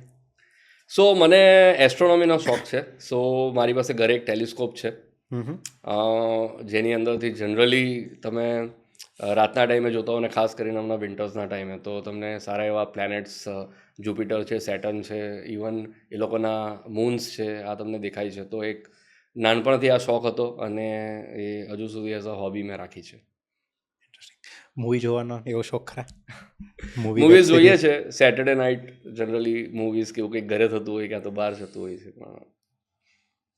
ના, ઇન્ટરેસ્ટિંગ છે. કારણ કે બિઝનેસની સાથે સાથે આ બધું બેલેન્સ કરીને ચાલવું એ બી બહુ ઇમ્પોર્ટન્ટ છે, યસ. રાઈટ, કે તમારો બિઝનેસ બી ચાલે છે, તમે પોતાના પર્સનલી તમારા માટે કેટલું કરી રહ્યા છો અને તમે ફેમિલી સાથે બી કેટલો ટાઈમ સ્પેન્ડ કરી રહ્યા છો, રાઈટ. શું વિચારો છો તમે એના વિશે, કે આમ કહેવાય કે પ્રેશર હોય છે, લોડ હોય છે ક્યારેય, કે ફેમિલીને ટાઈમ નથી આપી શકતો બિઝનેસના લીધે, કે પર્સનલી ઉપર ધ્યાન નથી આપી શકતો? જો ક્યારેક ના થાય તો રિગ્રેટ ફીલ થાય ખરા? સો મારા માટે વર્ક લાઈફ બેલેન્સ બહુ જ ઇમ્પોર્ટન્ટ છે. આજે બહુ બધા તમે સોશિયલ મીડિયા પર જોતા હો છો કે લોકોના ઓપિનિયન્સ જોતા હો છો, તો બહુ બધાના એની અંદર સ્ટ્રોંગ ઓપિનિયન્સ હોય છે કે ના, તમારે ટાઈમ આપવો જોઈએ વર્કની અંદર. યસ, ડેફિનેટલી આપવો જોઈએ. પણ મારું માનવું એવું છે કે તમે એક આવી એક્ટિવિટીઝ છે કે રિક્રિએશનલ છે કે ફેમિલી ટાઈમ છે, જો એ તમે આપી શકતા હો ને, તો you become even better in your work. કારણ કે આજે માણસની કેપેસિટી કદાચ 10 કલાક 12 કલાક કામ કરવાની હોય છે દિવસની, એના કરતાં બિયોન્ડ નથી હોતું, પછી એફિશિયન્સી ડ્રોપ થઈ જાય છે. રાઈટ. એટલે તમને જો એ 10 કે 12 કલાક તમે કામ કરતા હો છો અને એ સારી રીતે કરવું હોય ને, તો બાકીના 12 કલાકમાં તમે શું કરો છો, દેટ બીકમ્સ વેરી ઇમ્પોર્ટન્ટ. અને એમાં ફેમિલી ટાઈમ છે, ફિટનેસ છે. ઇવન રનિંગ, હું હંમેશા કહું છું કે running is not my fitness routine, or not only my fitness routine, but it is my meditation routine. આજે હું જ્યારે લોંગ રન્સ કરવા માટે જાઉં છું, મારી સાથે મારા હેડફોન્સ હોય છે. It is just me, my music and my heart beat. અને એ જે તમને કલાક 2 કલાક પોતાની સાથે ટાઈમ મળે છે, it is almost like meditation. સવારે જ્યારે 5 વાગે 6 વાગે તમે રન કરવા માટે જાઓ છો, there are only runners on the street. કંઈ નથી હોતું બીજું. જે ચહલ પહલ આખા સિટીની હોય છે એ નથી હોતી. એટલે the entire city is blanked out for you. અને એ ટાઈમે જે તમે પોતાની સાથે ટાઈમ સ્પેન્ડ કરી શકો છો ને, આઈ થિંક એ જે પીસ છે ને તમારી સાથે આખો દિવસ રહી છે, અને that helps you in your work also. A translate થાય. રાઈટ. અત્યારે એકચ્યુઅલી સૌથી અઘરું જે છે કે લોકોને પોતાની સાથે ટાઈમ સ્પેન્ડ કરવા માટેનો ટાઈમ નથી, રાઈટ. કારણ કે કોઈ પોતાની સાથે ટાઈમ સ્પેન્ડ આમ કહેવાય ને કરવા જ નથી માગતું. ટાઈમ નથી, હું ખોટો શબ્દ બોલ્યો, એકચ્યુઅલી કરવા જ નથી માગતું, રાઈટ. તમે થોડીક વાર બી 5 મિનિટ માટે બી ફ્રી છો, તમારો ફોન હાથમાં આવી જશે, scroll scroll scroll, endless scrolling. એ તો પૂરું ક્યારેય થવાનું જ નથી, રાઈટ. અને એમાં કલાકોના કલાક વેસ્ટ થઈ જાય છે. હું વચ્ચે આઈ થિંક 2-3 મહિના થઈ ગયા, 2-3 મહિના પહેલાં એક હું આર્ટિકલ રીડ કરતો હતો. તો આપણા ઇન્ડિયન્સનો એવરેજ મોબાઈલનો ટાઈમ, બરાબર, એમાં ખાસ કરીને જેન્ઝીનો 4 થી 5 કલાકનો છે. હવે જેટલો ટાઈમ તો લોકો કામમાં નથી આપતા, નો ડાઉટ 8-9 કલાકની લોકોની ડ્યુટી હોય છે, જોબ કરતા હોય છે, પણ તો બી એમાંથી 4 થી 5 કલાક પેશન્ટથી કામ નથી થતું. અને એમાં 4 થી 5 કલાક તો મોબાઈલને આપે છે. રાત્રે સૂતા પહેલાં મોબાઈલ, સવારમાં ઉઠીને મોબાઈલ, રાત્રે ઊંઘ ઉડી ગઈ તો મોબાઈલ. એટલે આ બધાથી જેટલું દૂર રહીએ એટલું આમ એકચ્યુઅલી સારું છે. So give me one advice, yes. બરાબર, કે જે આજના જે ઝેન્ઝી છે, યુથ છે, એને હેલ્પફુલ થઈ શકે to grow in life. Work life balance important છે. તમારા પેશનને ફોલો કરો. હું માનીને ચાલું છું, this is again my personal opinion, but what I have seen up till now, એટલું બધું વર્ક કરવું, એનાથી પણ એફિશિયન્સી ડ્રોપ થાય છે. નહીં કરો. પોતાના રિક્રિએશન માટે પણ ટાઈમ આપો, ફેમિલીને પણ ટાઈમ આપો. You will get better at work. મારું આ માનવું છે. ઓકે મિહિરભાઈ, થેન્ક યુ સો મચ. બહુ મજા આવી આજે. ઘણું બધું એકચ્યુઅલી ઓટોમોબાઈલ રિલેટેડ તો આ મારો ફર્સ્ટ પોડકાસ્ટ હતો, અને કાર લવર્સ તો કોણ નથી. એટલે જ્યારે આ બધી થોડીક ઇનસાઇડ ઇન્ફોર્મેશન તમે આપી, એનાથી ઘણું બધું અમને બી શીખવા મળ્યું, અને આઈ એમ શ્યોર કે ઓડિયન્સ બી આની સાથે તમારી સાથે કનેક્ટ થશે સારી રીતે. So thank you so much. Thank you. પોડકાસ્ટને અંત સુધી સાંભળવા બદલ આપ સૌનો ખૂબ ખૂબ આભાર. આપ સૌનો આવો જ સપોર્ટ અમને ઇન્સ્પાયર કરે છે કે અમે હજુ પાવરફુલ ગેસ્ટ અને ડીપ કન્વર્ઝેશન આપના માટે લાવી શકીએ.